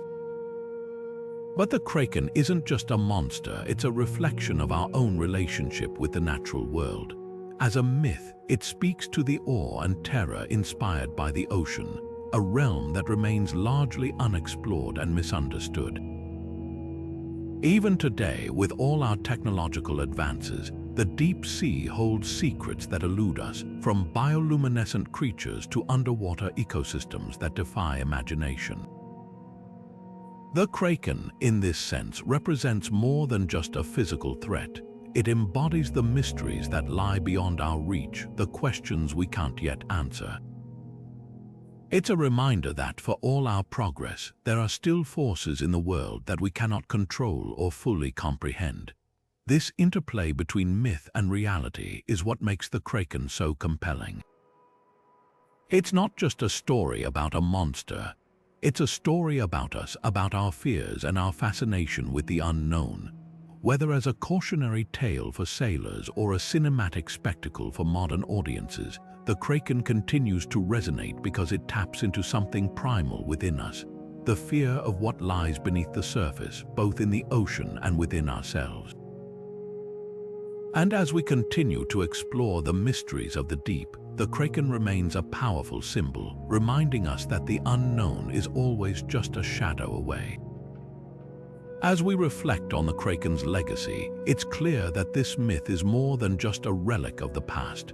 It's a living narrative, one that continues to evolve and inspire, offering insights into the human experience that transcend time and culture. Whether as a symbol of the ocean's dangers or a metaphor for the mysteries of life, the kraken reminds us that the stories we tell about monsters are also stories about ourselves. And as we turn to the next chapter of our exploration, we'll see how other myths have similarly grappled with these themes, proving that the shadows of antiquity still cast long and influential shadows over our world today. The towering peaks of the Himalayas, cloaked in snow and shrouded in mystery, have long been the setting for one of the world's most captivating legends, the Yeti. Known as the abominable snowman, this elusive creature is said to roam the highest, most remote corners of the mountains, leaving behind only footprints and whispers of its existence. For centuries, the Yeti has been a figure of intrigue, blending the line between myth and reality, and serving as a symbol of the unknown in one of the planet's most unforgiving landscapes. But what is it about this legend that continues to fascinate us? And could there be a grain of truth hidden beneath the layers of folklore? The story of the Yeti is deeply rooted in the traditions of the Himalayan people. For many indigenous communities, the creature is more than just a myth. It's a part of their cultural fabric. Sherpas and other mountain dwellers have passed down tales of the Yeti for generations, often describing it as a towering, ape-like being with shaggy fur and an otherworldly presence. These stories aren't merely about fear or wonder, they're a way of making sense of the vast, untamed wilderness around them. The Yeti embodies the dangers and mysteries of the high mountains, a reminder of nature's power and the limits of human understanding. In this sense, the legend serves as a bridge between the human and natural worlds, offering a way to navigate the awe and trepidation that the Himalayas inspire. But could the Yeti be more than just a story? Over the years, numerous expeditions have sought to uncover evidence of the creature's existence, from strange footprints in the snow to alleged sightings and even hair samples. While many of these findings have been debunked or attributed to misidentifications, some researchers suggest that the Yeti myth may have roots in real animals. The Himalayan brown bear, for instance, shares many characteristics with descriptions of the Yeti. Its size, fur, and solitary nature could easily be mistaken for something more mysterious. Similarly, the Tibetan blue bear, a rare and elusive species, has been proposed as another possible inspiration. These connections highlight how myths often emerge from encounters with the natural world, blending observation with imagination to create stories that endure. In modern times, the Yeti has taken on new life, transcending its origins to become a global icon. From blockbuster films like The Abominable Snowman to animated features like Monsters, Inc., the Yeti has been reimagined in countless ways, each adaptation reflecting the values and concerns of its time. In some stories, it's a fearsome monster; in others, a misunderstood creature longing for connection. This versatility is part of what makes the Yeti so enduring. It's a blank canvas, a figure that can embody everything from primal fear to the search for meaning. And as a symbol of the unexplored, the Yeti continues to captivate, reminding us that even in an age of satellites and GPS, there are still corners of the world that remain shrouded in mystery. The Yeti's legend has also had a profound impact on tourism and exploration in the Himalayas. For many adventurers, the idea of searching for the elusive creature adds an extra layer of excitement to their journeys. Expeditions to remote villages and high-altitude trails often include nods to the Yeti, from local guides sharing stories to trekkers scanning the horizon for signs of movement. This interplay between myth and adventure has turned the Yeti into more than just a creature of folklore. It's a cultural touchstone, a way of connecting with the wild and untamed spirit of the mountains.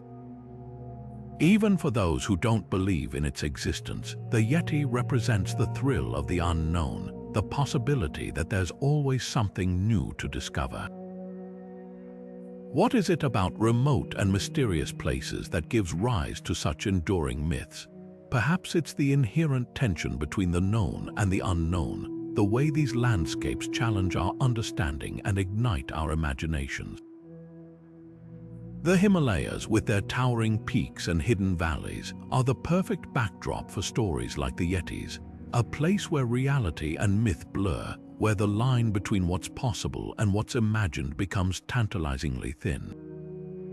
And as we turn to the next chapter of our exploration, we'll see how other myths, born in the shadows of remote and mysterious places, continue to captivate and inspire, proving that the allure of the unknown is a powerful force in shaping the stories we tell.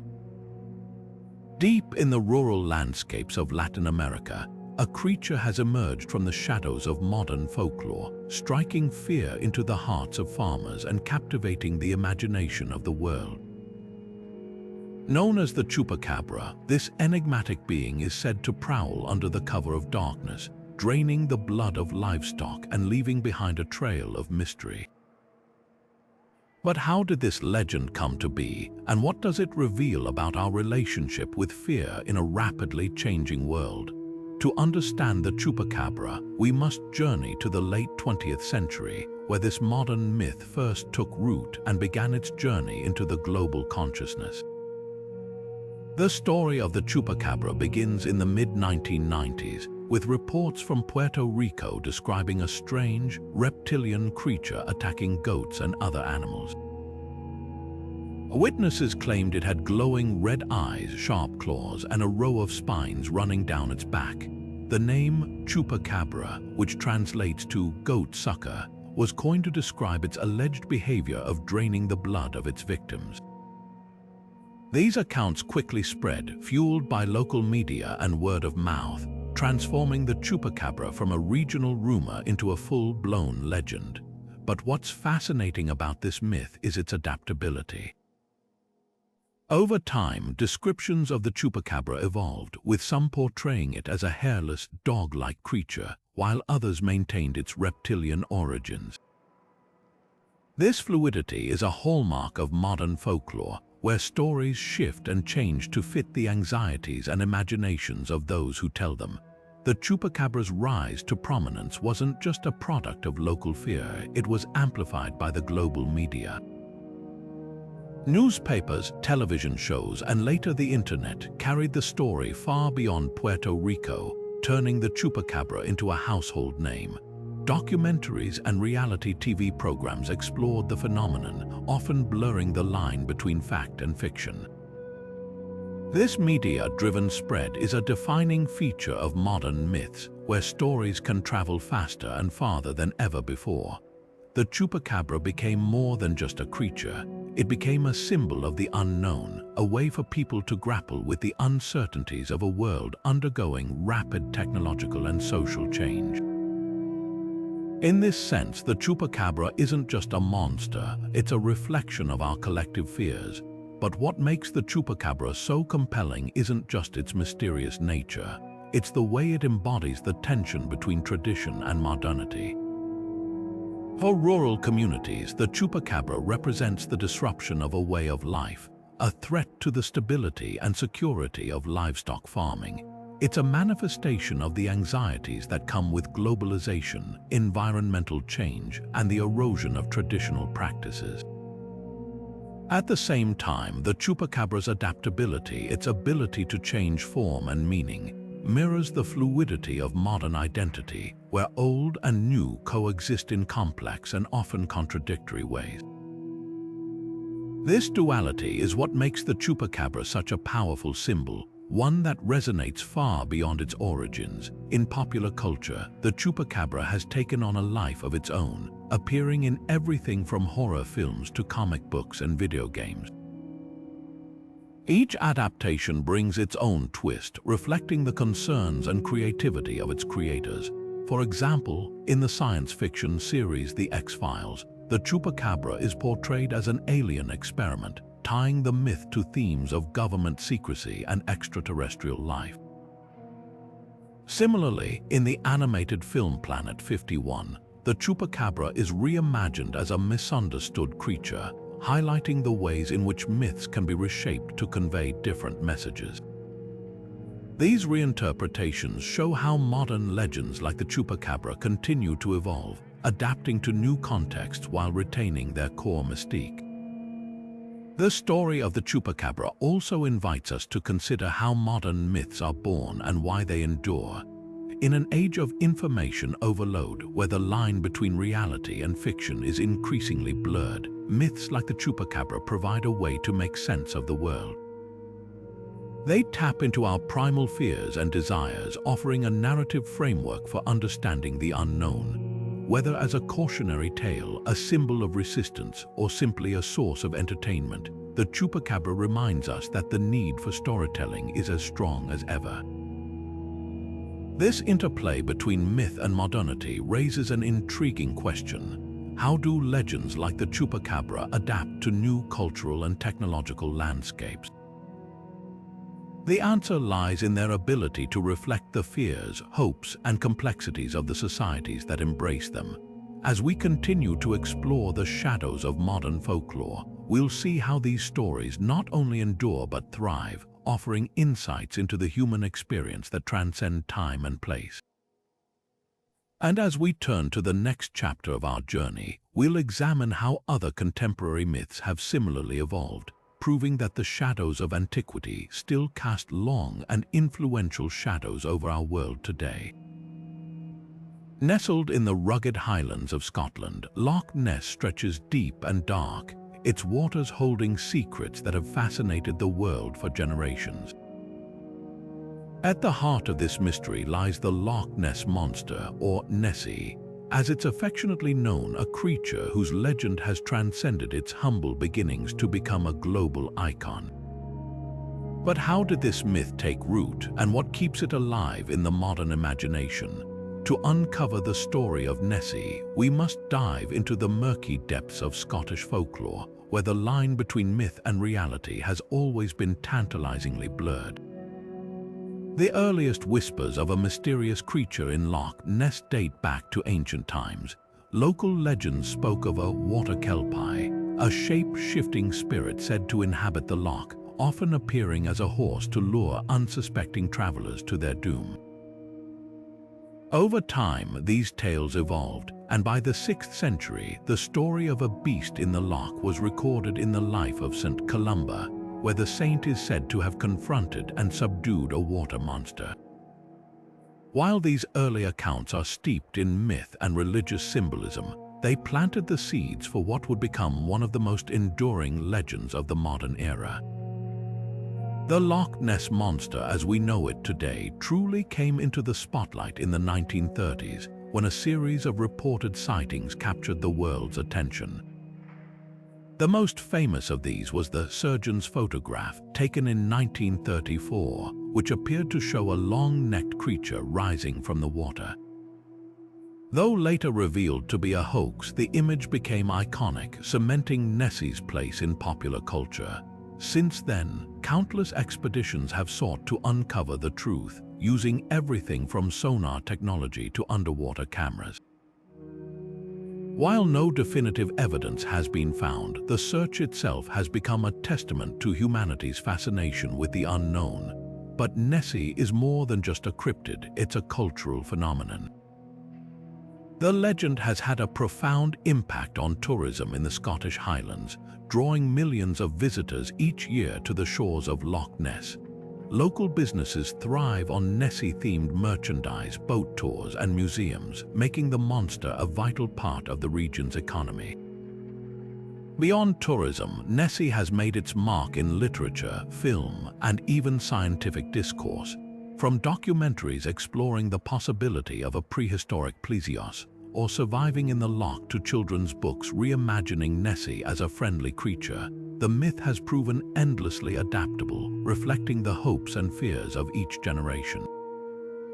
What is it about the Loch Ness Monster that continues to captivate us? Perhaps it's the allure of the unexplored, the idea that even in our modern, technology-driven world, there are still mysteries waiting to be solved. Or maybe it's the way the myth taps into our primal fascination with monsters, those creatures that lurk just beyond the edges of our understanding. Nessie represents the perfect blend of mystery and possibility, a story that invites us to wonder, to question, and to dream. This interplay between myth and reality is what makes the Loch Ness Monster so compelling. It's a reminder that stories, whether rooted in fact or fiction, have the power to shape our understanding of the world. As we turn our gaze from the depths of Loch Ness to the next chapter of our exploration, we'll see how other myths similarly blur the lines between reality and fantasy, proving that the shadows of antiquity and the mysteries they hold still cast long and influential shadows over our world today. Beneath the shimmering surface of the world's oceans lies a creature that has captivated human imagination for millennia, the mermaid. Half human, half fish, these enigmatic beings embody the dual nature of the sea, its breathtaking beauty and its hidden dangers. From the ancient Assyrian goddess Atargates, who transformed herself into a mermaid out of grief, to the whimsical Ariel of Disney's The Little Mermaid, these legends have evolved across cultures and centuries, reflecting our complex relationship with the ocean and the mysteries it holds. But what is it about mermaids that continues to enchant us, and why do they remain such powerful symbols of both allure and peril? The earliest mermaid tales emerge from the ancient world, where they were often associated with divine or supernatural forces. Atargates, one of the oldest mermaid figures, was a fertility goddess whose transformation into a fish-like being symbolized her connection to water, life, and renewal. Similarly, in Greek mythology, the sirens, often conflated with mermaids, lured sailors to their doom with their irresistible songs, embodying the ocean's treacherous charm.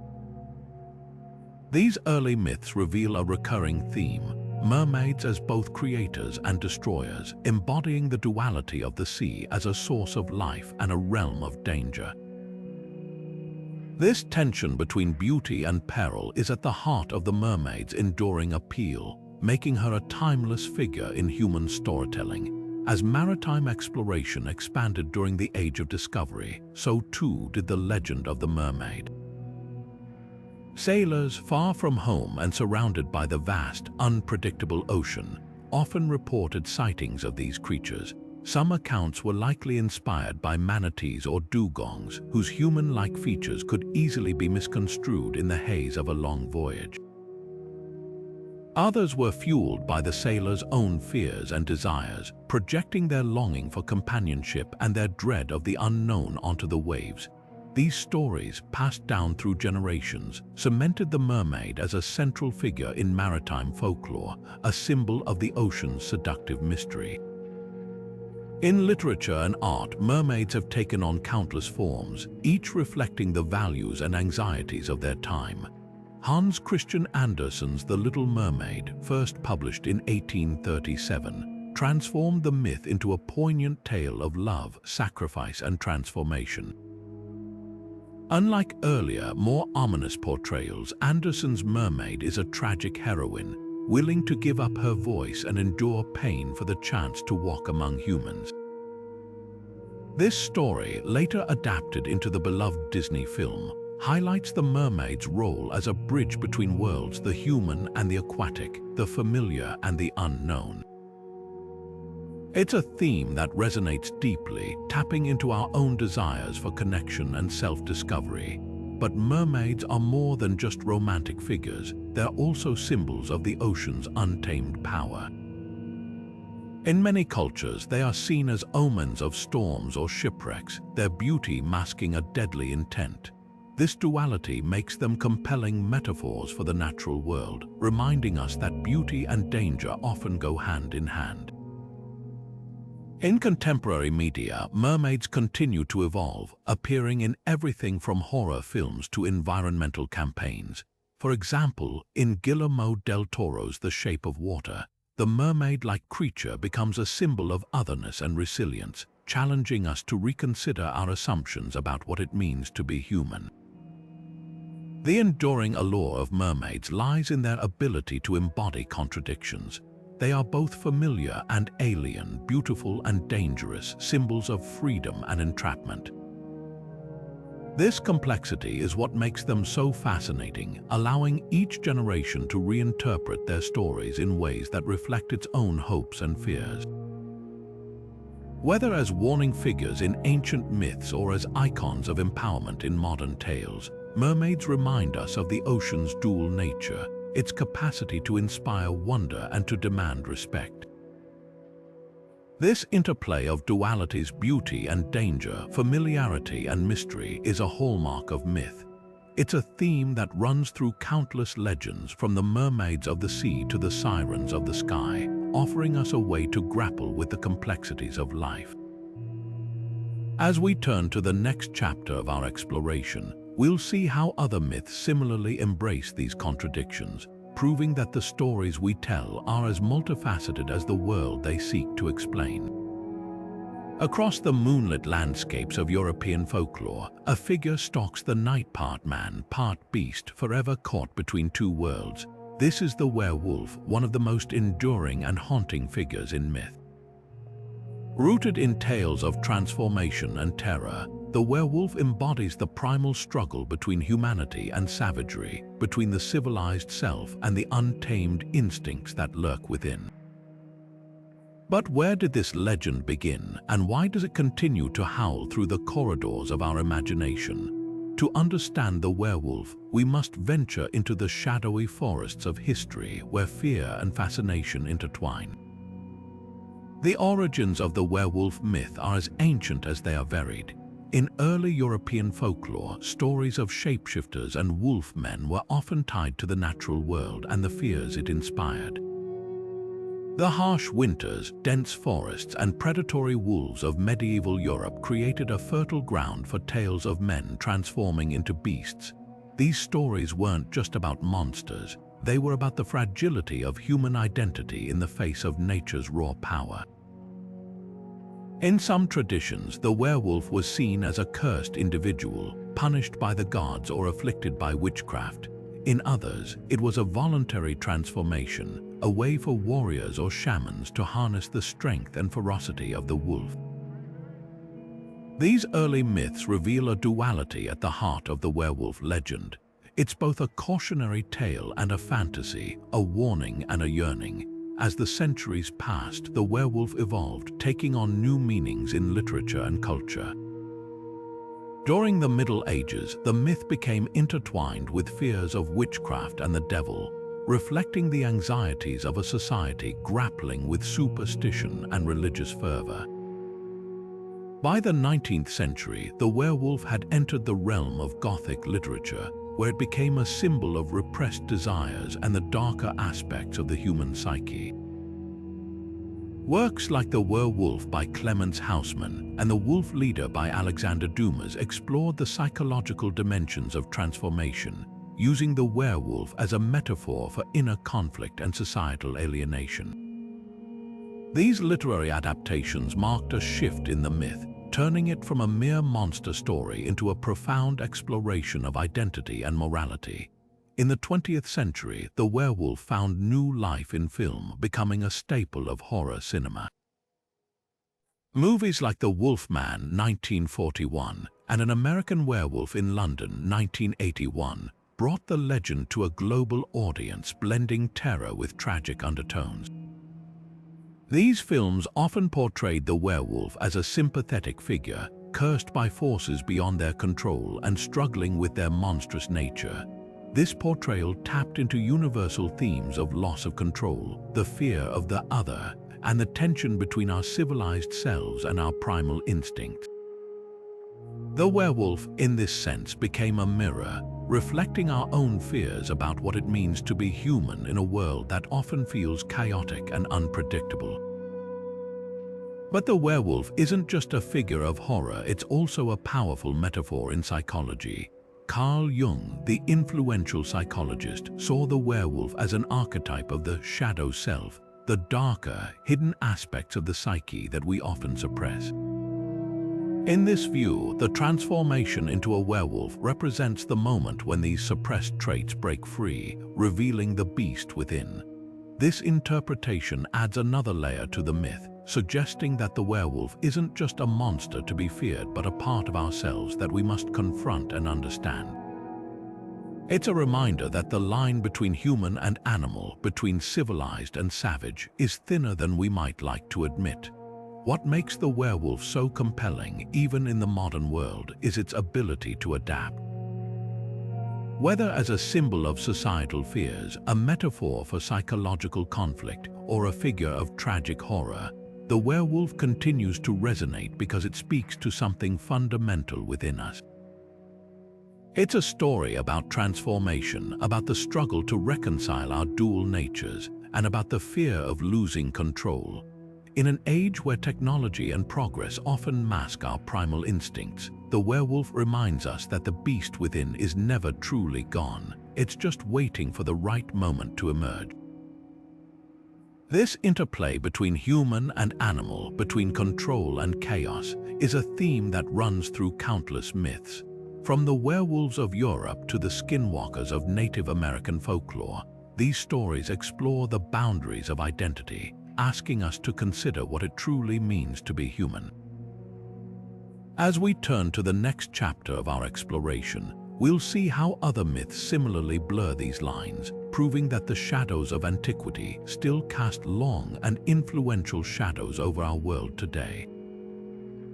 From the shadowy villages of Eastern Europe to the glittering screens of Hollywood, the vampire has long been a figure of both fascination and fear.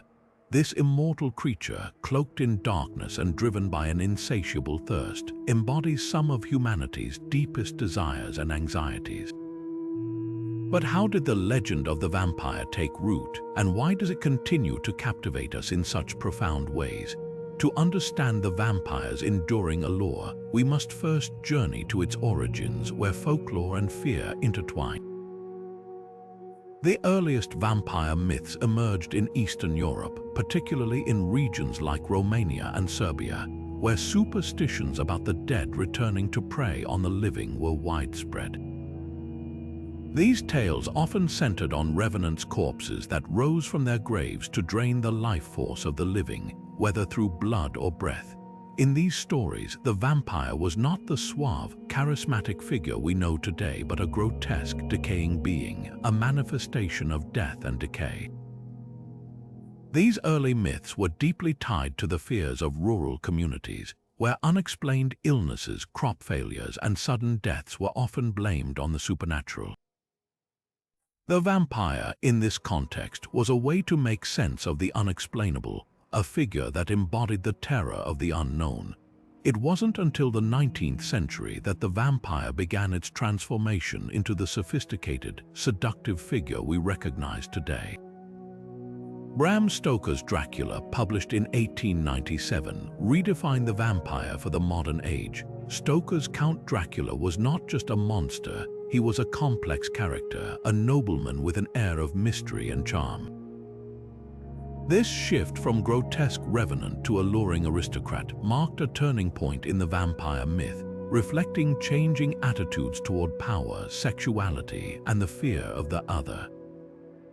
Dracula's ability to seduce and manipulate his victims tapped into anxieties about class, gender, and foreign influence, making him a deeply symbolic figure in Victorian society. In the 20th and 21st centuries, the vampire continued to evolve, adapting to the concerns and desires of each generation. From Anne Rice's The Vampire Chronicles, which explored themes of immortality and loneliness, to the Twilight series, which reimagined the vampire as a romantic hero, the myth has proven endlessly adaptable. Each reinterpretation reflects the values and anxieties of its time. For example, Twilight's Edward Cullen embodies a modern ideal of restrained desire and eternal devotion, while also tapping into contemporary fears about identity and belonging. These adaptations show how the vampire myth can be reshaped to address universal themes, making it relevant to audiences across eras. At its core, the vampire is a symbol of duality, of life and death, desire and danger, the familiar and the foreign.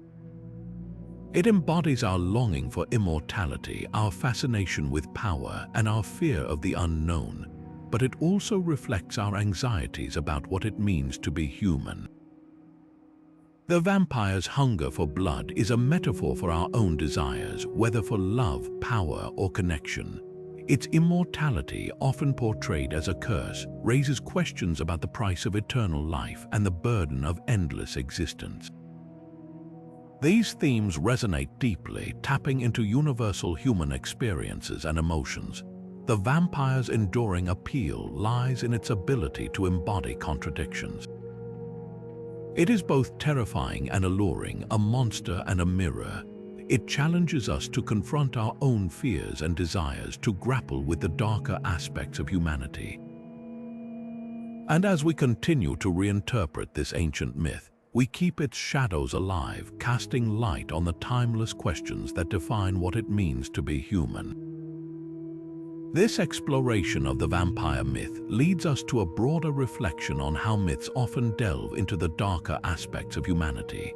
From the werewolf's struggle with inner savagery to the vampire's seductive danger, these stories reveal our deepest fears and desires.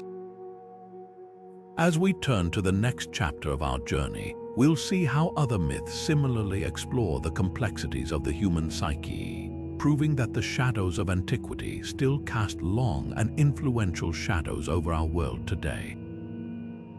In the misty hills and ancient glens of Ireland, a haunting cry echoes through the night, a sound so chilling it is said to foretell death itself.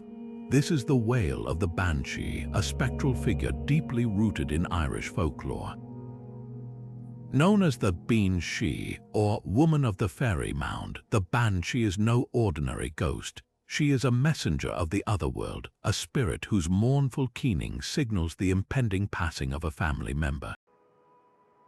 But what makes this legend so enduring And why does the banshee's cry continue to send shivers down our spines, centuries after the first tales were told? The banshee's origins lie in the rich tapestry of Irish mythology, where she is often depicted as a woman cloaked in flowing white or grey robes, her long hair streaming behind her as she glides through the night. Some say she is a ghost, others a fairy, but all agree on one thing: her wail is unmistakable. It's a sound that cuts through the silence, a lament so piercing it can only mean one thing: death is near. For centuries, Irish families would listen for the banshee's cry, believing it to be a warning to prepare for loss. In a time before modern medicine or communication, the banshee served as a supernatural herald, bridging the gap between the living and the dead. But the banshee is more than just a harbinger of doom. She is a deeply symbolic figure, embodying themes of mortality, grief, and the mysteries of the afterlife. Her presence reminds us of the inevitability of death, not as something to fear, but as a natural part of life's cycle. In this sense, the banshee is a guardian of sorts, a figure who helps us confront the unknown with a sense of reverence and respect.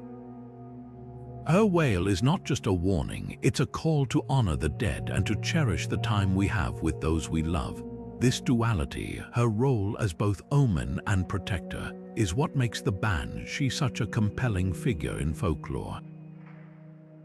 Over time, the banshee has transcended her Irish roots, appearing in literature, film, and even modern pop culture, from the eerie descriptions in W. B. Yeats' poetry to her portrayal in horror films and television shows, the banshee continues to captivate audiences with her otherworldly presence. Yet, no matter how she's reimagined, her core essence remains the same, a reminder of the thin veil between life and death and the power of stories to help us navigate that boundary. In a world where death is often sanitized or hidden away, the banshee brings it back into the light, forcing us to confront what lies beyond. What is it about the banshee's cry that continues to evoke such fear and fascination? Perhaps it's the way she embodies the unknown, the way her wail cuts through the noise of everyday life to remind us of something primal and eternal.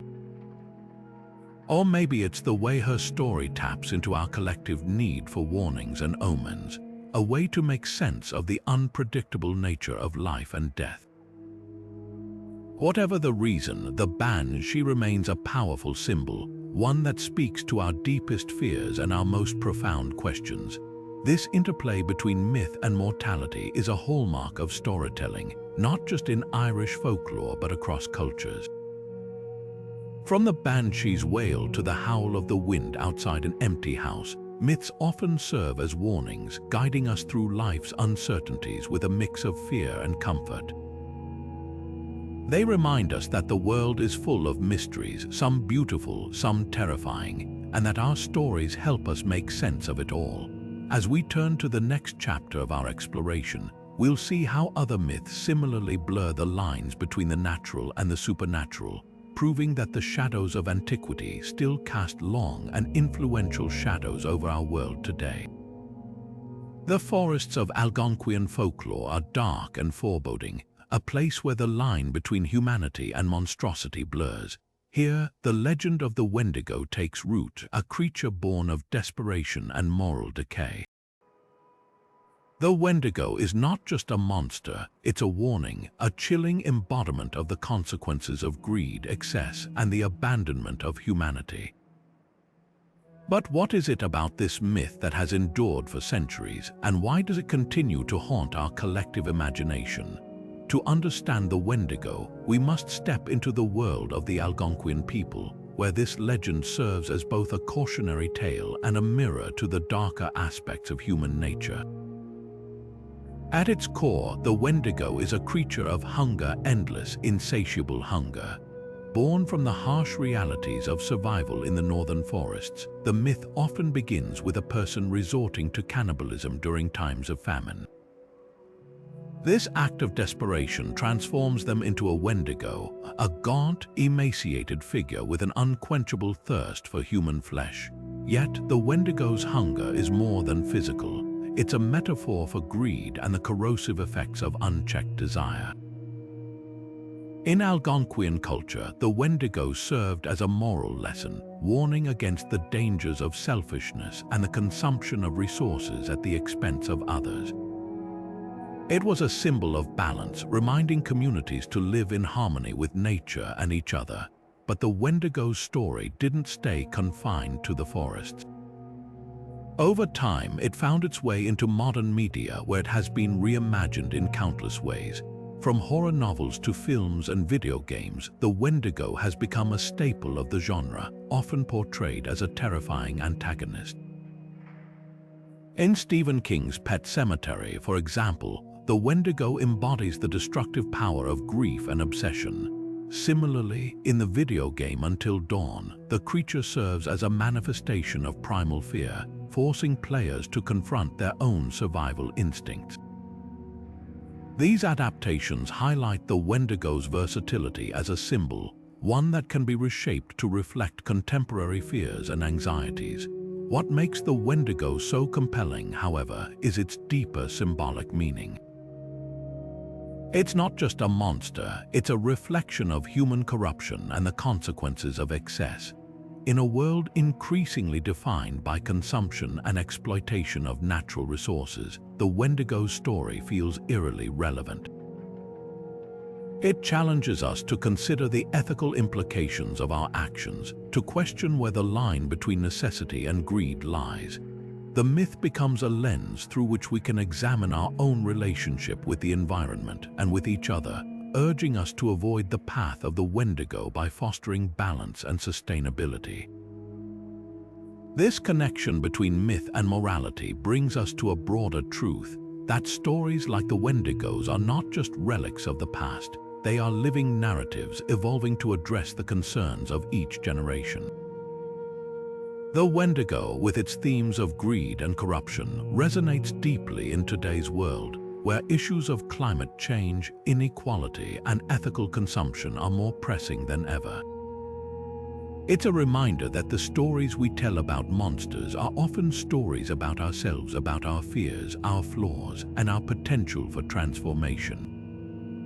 As we reflect on the Wendigo's legacy, it's impossible not to notice how myths like these reflect societal anxieties. They serve as both warnings and mirrors, helping us navigate the complexities of the human experience. And as we turn to the next chapter of our exploration, we'll see how other myths similarly grapple with the tensions between humanity and nature, proving that the shadows of antiquity still cast long and influential shadows over our world today. High above the rugged landscapes of North America, a creature of immense power soars through stormy skies, its wings stirring the winds and its cries echoing like thunder. This is the Thunderbird, a legendary figure deeply woven into the fabric of Native American folklore. More than just a mythical beast, the Thunderbird embodies the raw forces of nature, thunder, lightning, and rain serving as both a protector and a reminder of the natural world's immense power. But what is it about this majestic creature that has captured the imaginations of so many, and why does its story continue to resonate across generations? To understand the Thunderbird's enduring legacy, we must journey into the heart of its myth, where nature, spirituality, and storytelling intertwine. The Thunderbird's origins are as vast and varied as the lands it is said to inhabit. For many Native American tribes, including the Lakota, Ojibwe, and Haida, the Thunderbird is a sacred being, often depicted as a colossal bird with feathers that shimmer like lightning and eyes that flash with the intensity of storms. In these traditions, the Thunderbird is not merely a creature of destruction. It is a guardian, a force that brings life-giving rain and shields the people from harm.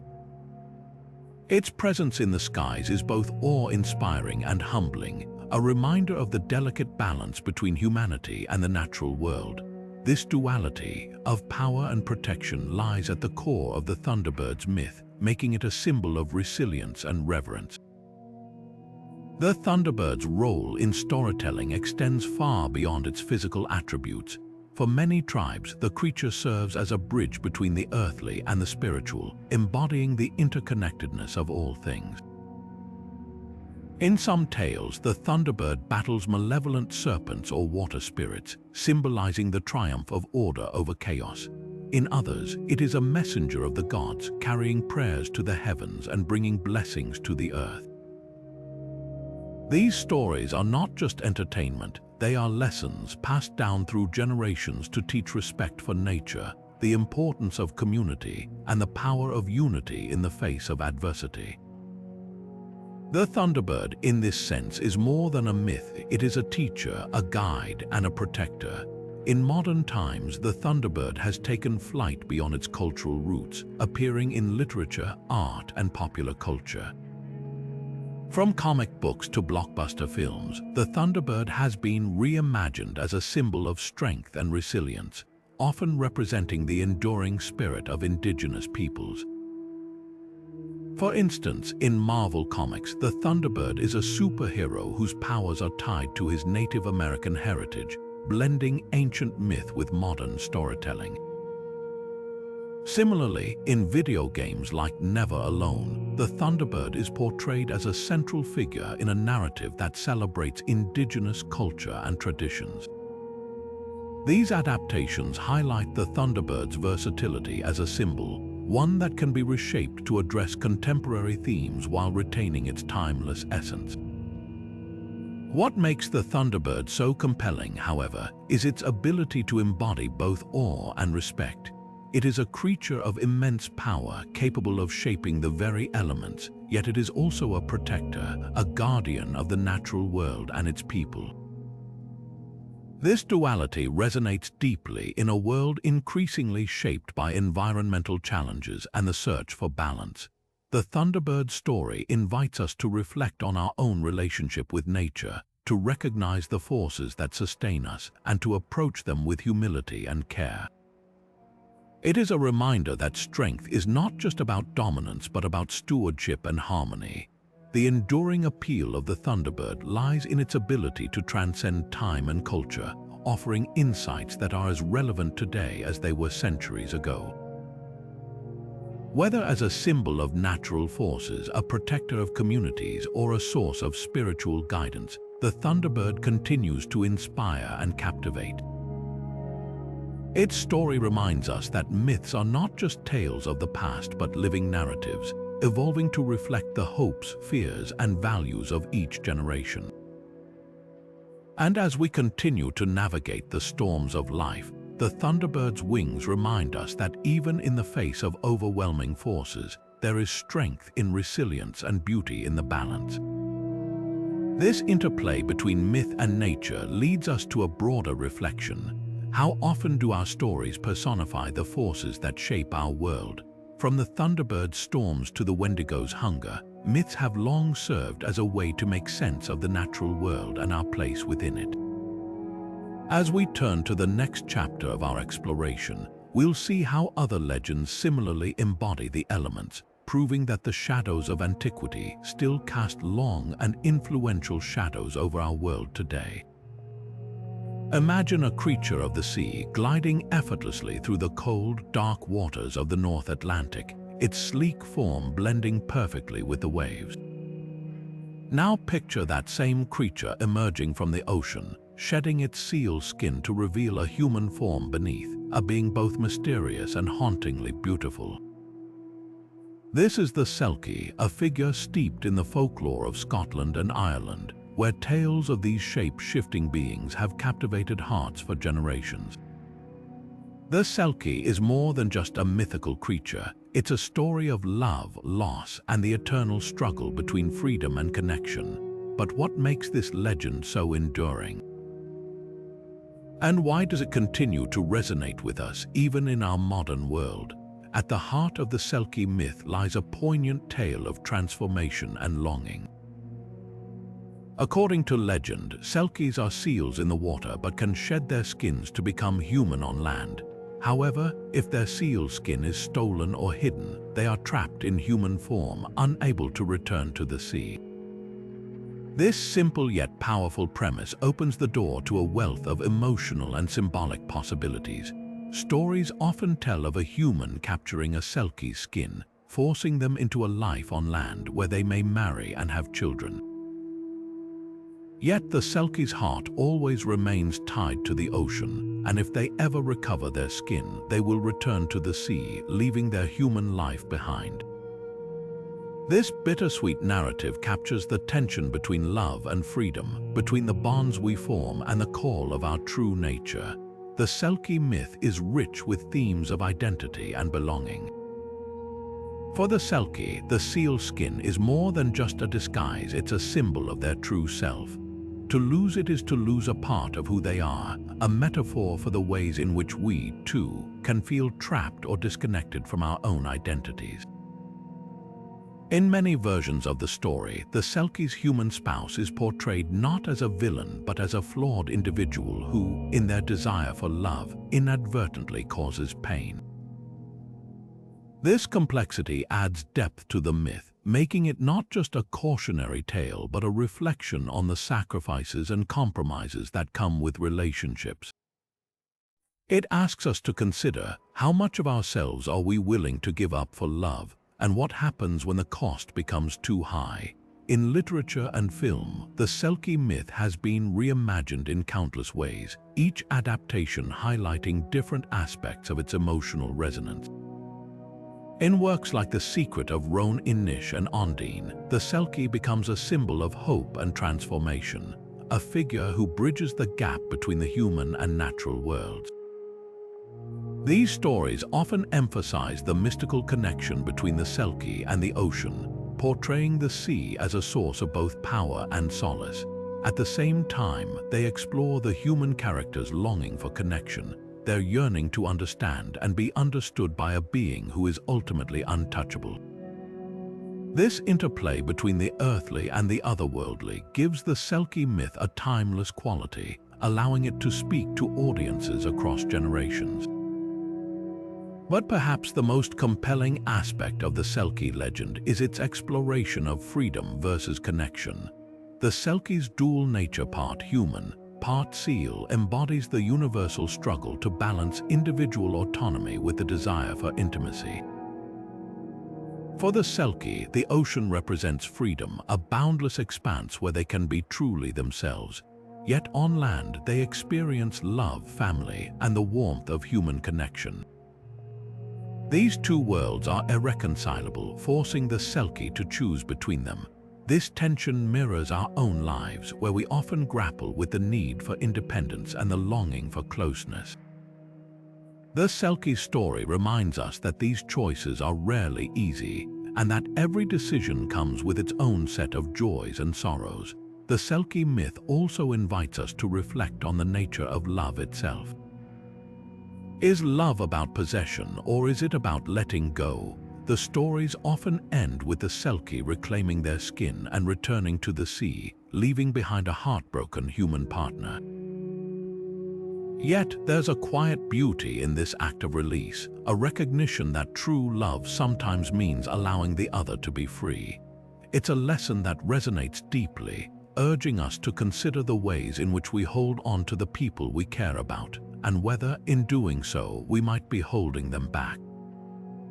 This exploration of complex emotions is a hallmark of myth, offering us a way to grapple with the contradictions and ambiguities of the human experience.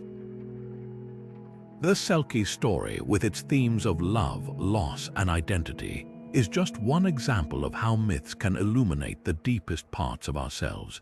As we turn to the next chapter of our journey, we'll see how other legends similarly delve into the intricacies of the human heart, proving that the shadows of antiquity still cast long and influential shadows over our world today.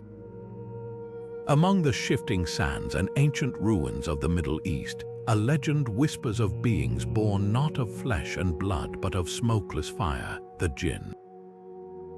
These enigmatic entities, deeply rooted in Islamic folklore, are far more than mere spirits or mythical creatures.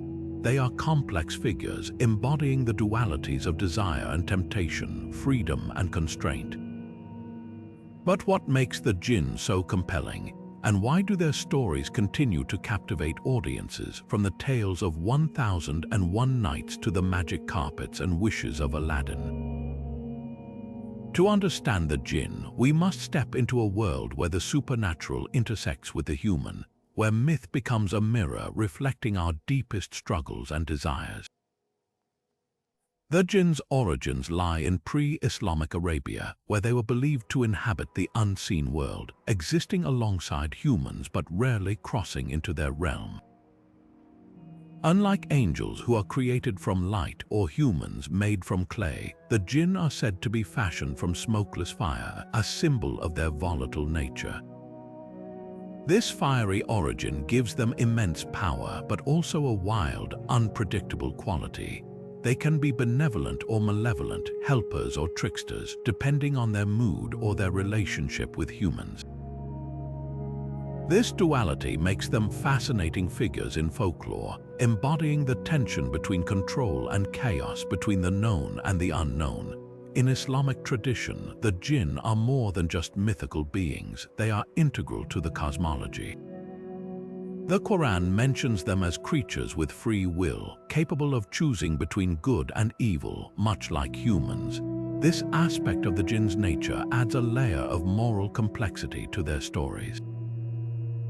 They are not mere forces of nature or fate, they are beings with agency whose actions reflect their choices. This makes them powerful symbols in discussions of free will and morality, as their stories often explore the consequences of desire and the temptations that lead us astray. The jinn, in this sense, are mirrors, reflecting our own struggles with temptation and the choices that define us. Perhaps the most famous portrayal of the jinn comes from 1001 Nights, where they appear as both helpers and adversaries. The tale of Aladdin and the magic lamp is perhaps the best-known example, featuring a jinni or genie who grants wishes but often with unexpected twists. This story, popularized by Western adaptations like Disney's Aladdin, captures the essence of the jinn's dual nature. They are powerful and alluring, but their gifts come with a price, reminding us that desire, no matter how pure, can have unintended consequences. The genie's three-wish limit is more than just a plot device. It's a metaphor for the limits of human ambition and the dangers of unchecked greed. In modern media, the jinn have taken on new forms, adapting to contemporary concerns while retaining their core symbolism. In films like The Wishmaster and TV shows like Supernatural, the jinn are often portrayed as malevolent tricksters, exploiting human desires to achieve their own ends. These adaptations highlight the darker side of the jinn's nature, reflecting societal anxieties about power and control. Yet, even in these darker portrayals, the jinn remain compelling figures, embodying the tension between what we want and what we should fear. They remind us that the supernatural is not just a source of wonder, but also a reflection of our own desires and fears. What makes the jinn so enduring is their ability to embody universal themes. They are not just creatures of myth, they are symbols of the human condition, representing our desires, our struggles with temptation, and our quest for meaning. Their stories challenge us to consider the consequences of our choices and the nature of free will. Are we masters of our own fate, or are we, like the jinn, subject to forces beyond our control? These questions are as relevant today as they were centuries ago, proving that myths like the jinns are not just relics of the past but living narratives that continue to shape our understanding of the world. This exploration of the supernatural brings us to a broader truth. Myths often serve as a bridge between the seen and the unseen, the known and the unknown. They allow us to grapple with the mysteries of existence, offering insights into the forces that shape our lives. As we turn to the next chapter of our journey, we'll see how other legends similarly traverse the boundary between the natural and the supernatural, proving that the shadows of antiquity still cast long and influential shadows over our world today. In the quiet cobblestone streets of medieval Prague, a legend was born, a tale of clay and life, of creation and control. This is the story of the golem, a creature shaped by human hands yet animated by divine breath, a being that embodies both the wonder and the peril of playing God. Rooted in Jewish folklore, the golem is more than just a mythical figure. It's a profound exploration of the boundaries of human power and the moral dilemmas that come with it. But how did this legend take shape, and why does it continue to resonate in a world increasingly shaped by technology and artificial intelligence? To understand the golem, we must step into a world where myth and morality intertwine, where the act of creation becomes a mirror for our own ambitions and fears. At its core, the golem myth is a story about the transformative power of words. According to tradition, a golem is brought to life by inscribing a sacred word, often the Hebrew word emet, meaning truth, on its forehead, or a piece of paper placed in its mouth. This act of creation is not just a feat of magic, it's a deeply spiritual endeavor, one that blurs the line between the human and the divine. Yet, the golem's animation comes with a price. Without the guiding hand of its creator, the creature can become uncontrollable, a force of chaos rather than order. This tension between creation and control lies at the heart of the golem's story, making it a powerful metaphor for the consequences of human ambition. The most famous iteration of the golem legend comes from 16th century Prague, where Rabbi Judah Loew ben Bezalel is said to have created a golem to protect the Jewish community from persecution. This version of the tale is rich with symbolism, reflecting the struggles of a marginalized people seeking safety and justice. The golem, in this context, is both a protector and a warning, a reminder that even the noblest intentions can have unintended consequences. When the golem eventually turns destructive, Rabbi Loew is forced to deactivate it, erasing the first letter of emet to change the word to met, meaning death. This act of decreation underscores the ethical complexities of wielding power, asking us to consider who controls the controller and at what cost. Over time, the golem myth has evolved, adapting to new contexts while retaining its core themes. In literature, the golem has appeared in works by authors like Gustav Meyrink and Isaac Bashevis Singer, where it serves as a symbol of identity, alienation, and the human condition. Meyrink's The Golem, for instance, reimagines the creature as a manifestation of the protagonist's inner turmoil, blending psychological depth with supernatural intrigue. Meanwhile, in film and popular culture, the golem has become a staple of science fiction and fantasy, often representing the dangers of unchecked technological advancement. From the towering clay figure in Paul Wegener's silent film The Golem to the sentient androids of modern sci-fi, the golem's legacy continues to shape how we think about artificial life and its implications. What makes the golem so compelling, however, is its relevance to contemporary discussions about technology and ethics. In a world where artificial intelligence and biotechnology are advancing at an unprecedented pace, the golem story serves as a cautionary tale. It reminds us that the act of creation carries with it a responsibility to consider not just what we can do, but what we should do. The golem's uncontrollable nature mirrors our own fears about the unintended consequences of our inventions, from autonomous weapons to deepfake technology. It challenges us to ask, how do we ensure that our creations serve humanity rather than threaten it? And what happens when the tools we build become forces we can no longer control? This interplay between myth and modernity reveals a deeper truth. The golem is not just a relic of the past, but a living narrative that continues to evolve. Its story invites us to reflect on the ethical dilemmas of our time, to grapple with the complexities of power and responsibility.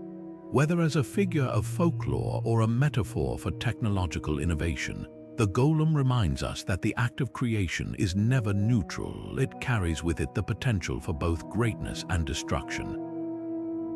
As we consider the golem's legacy, It's impossible not to notice how myths like these reflect our own struggles with ambition and control. They serve as both warnings and guides, helping us navigate the moral complexities of progress. And as we turn to the next chapter of our exploration, we'll see how other myths similarly grapple with the consequences of human ambition, proving that the shadows of antiquity still cast long and influential shadows over our world today. The kraken, once a creature of ancient mariners' nightmares, has resurfaced in modern storytelling, its tentacles reaching far beyond the pages of medieval lore and into the vibrant worlds of literature, film, and gaming.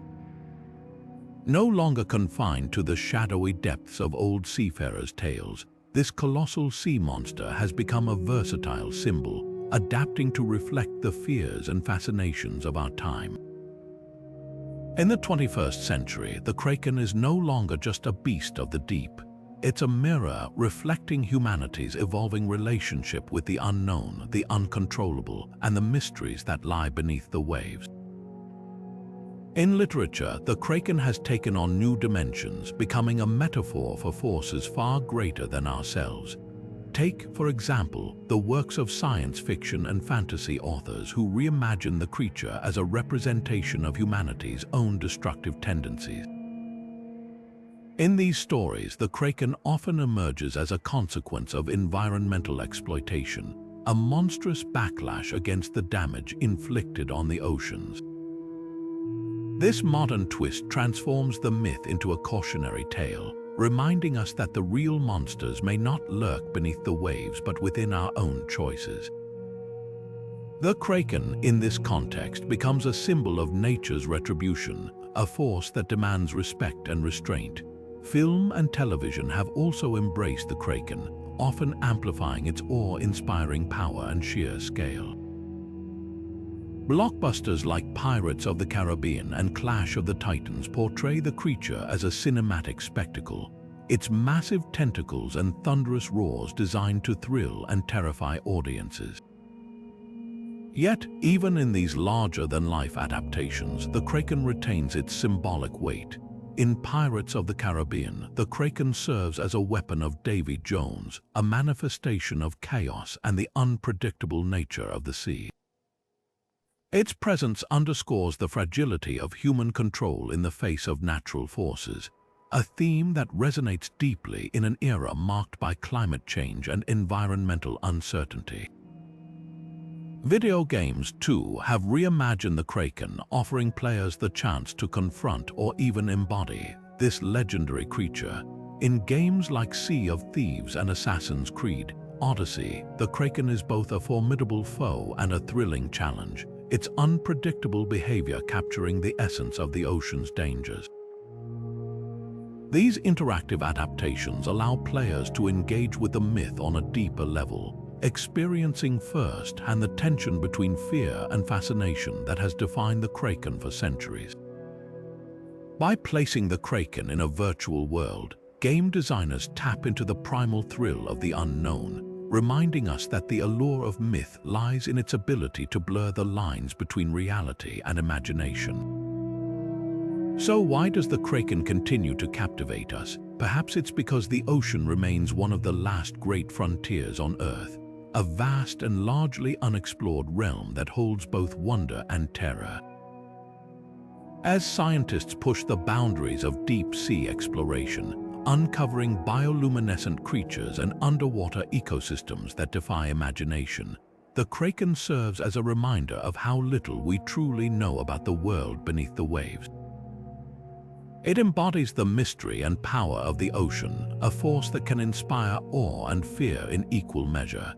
In a world increasingly shaped by technology and human ambition, the kraken's enduring presence reminds us that there are still forces beyond our control, mysteries that resist explanation.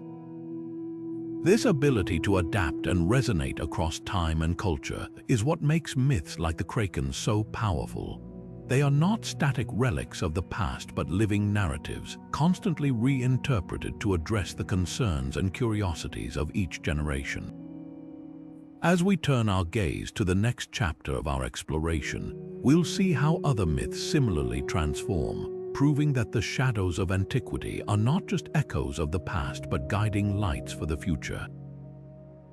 The Kraken story, with its blend of fear and fascination, invites us to keep exploring, to keep questioning, and to keep marveling at the mysteries that lie just beyond our reach.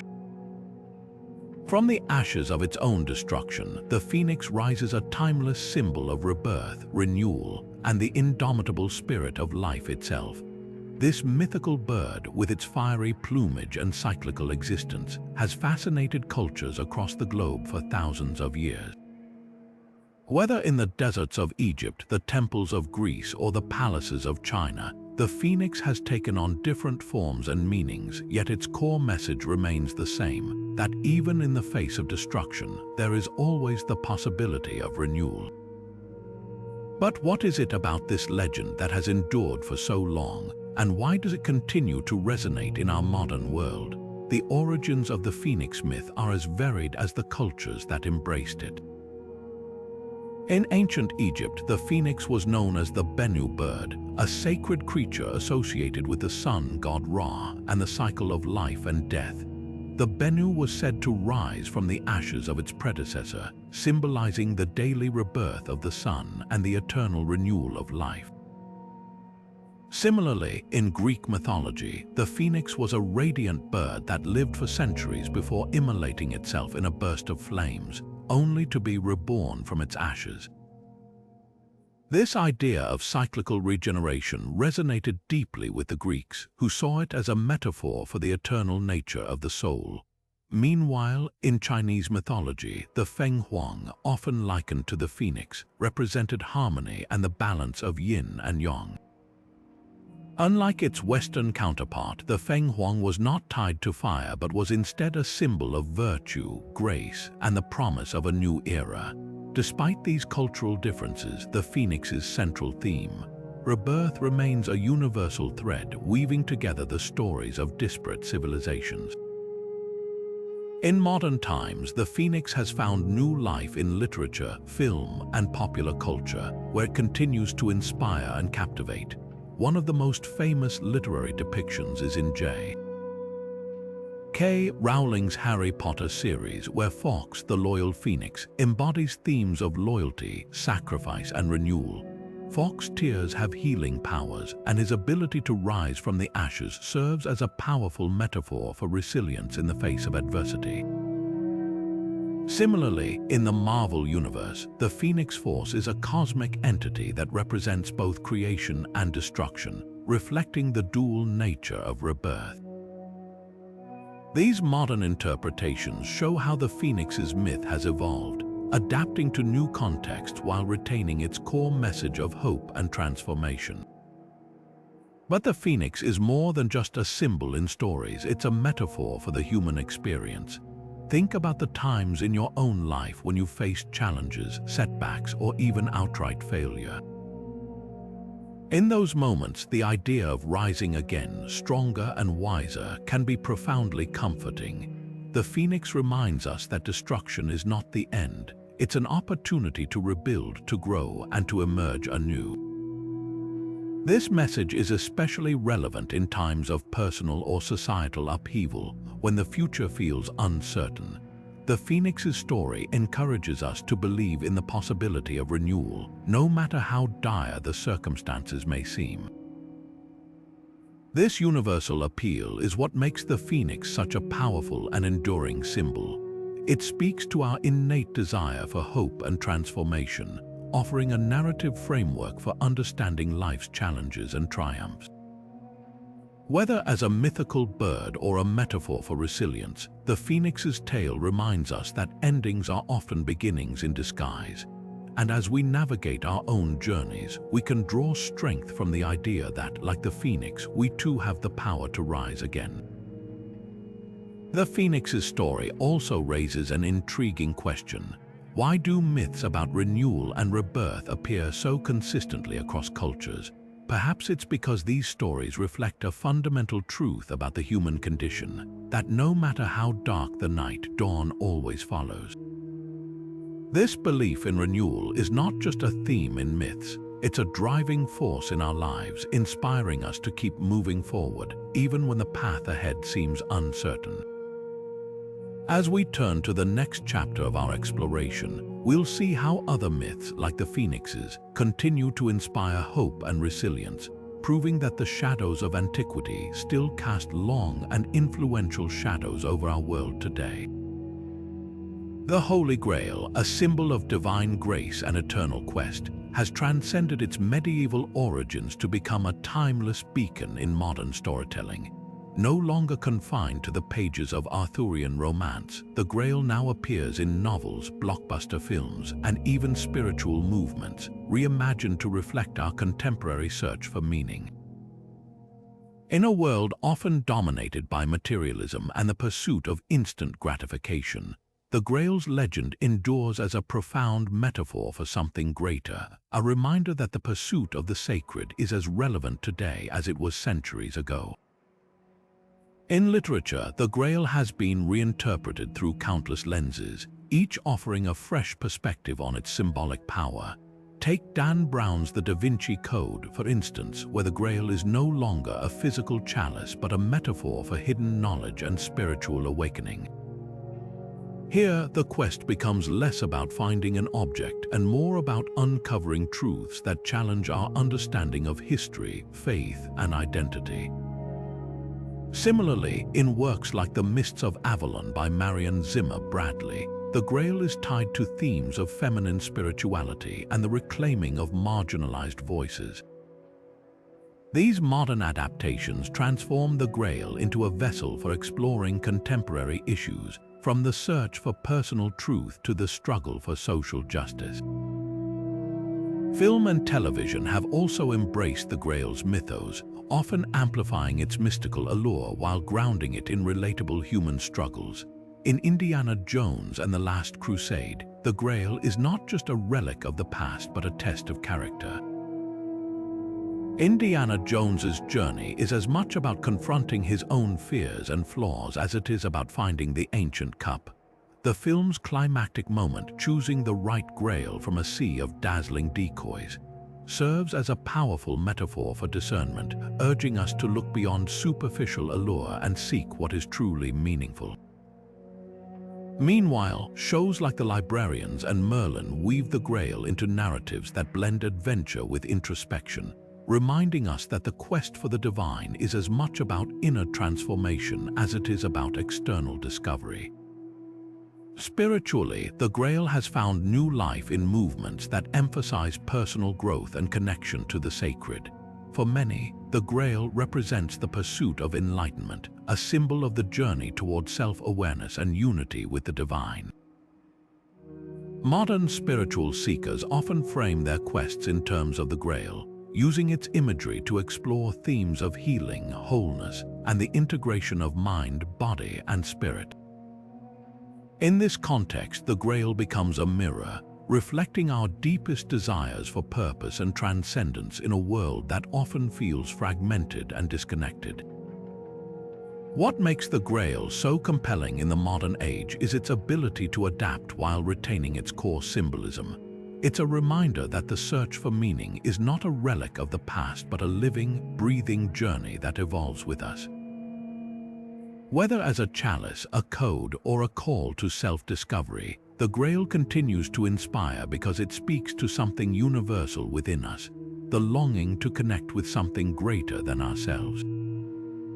In a time when distractions and instant fixes abound, the Grail's enduring appeal lies in its challenge to slow down, to reflect, and to seek what truly matters. As we reflect on the Grail's journey through time, it's clear that myths like this are more than just stories. They are mirrors reflecting our collective hopes, fears, and aspirations. They remind us that the quest for the divine is not just about finding answers, but about embracing the questions that shape our lives.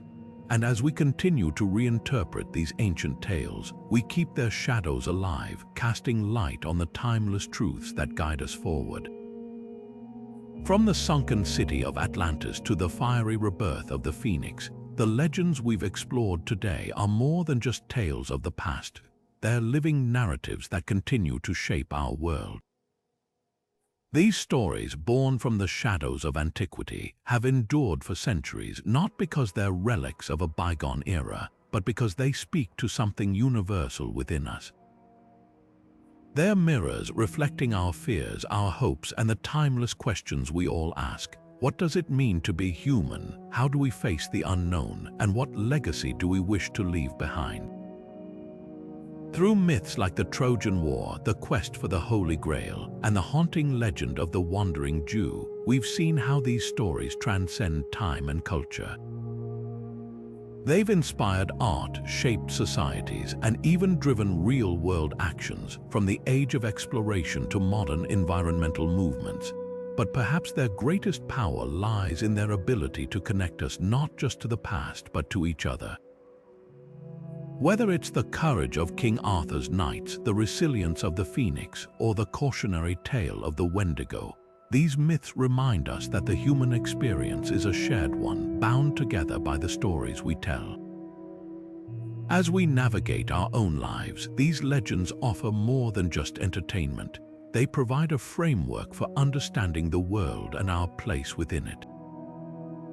They challenge us to confront our fears, to seek meaning in the face of uncertainty, and to find strength in the face of adversity. They remind us that, like the heroes of old, we too are on a journey, one filled with trials, transformations, and the possibility of renewal. So, as we close this exploration of the shadows of antiquity, I leave you with this thought. The power of myth lies not in its ability to transport us to another time or place, but in its capacity to illuminate the here and now. These stories are not just about gods and monsters, heroes and villains, they're about us.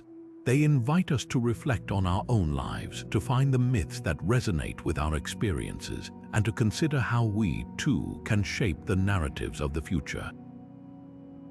Before we part, I'd love to hear from you. What myths or legends have left a lasting impression on your life? Share your favorites in the comments below. Let's keep the conversation alive. And if you've enjoyed this journey through the shadows of antiquity, don't forget to subscribe for more explorations of history, mystery, and the timeless stories that define the human experience. Until next time, keep wondering, keep exploring, and remember, the past is never truly gone, it's alive in the stories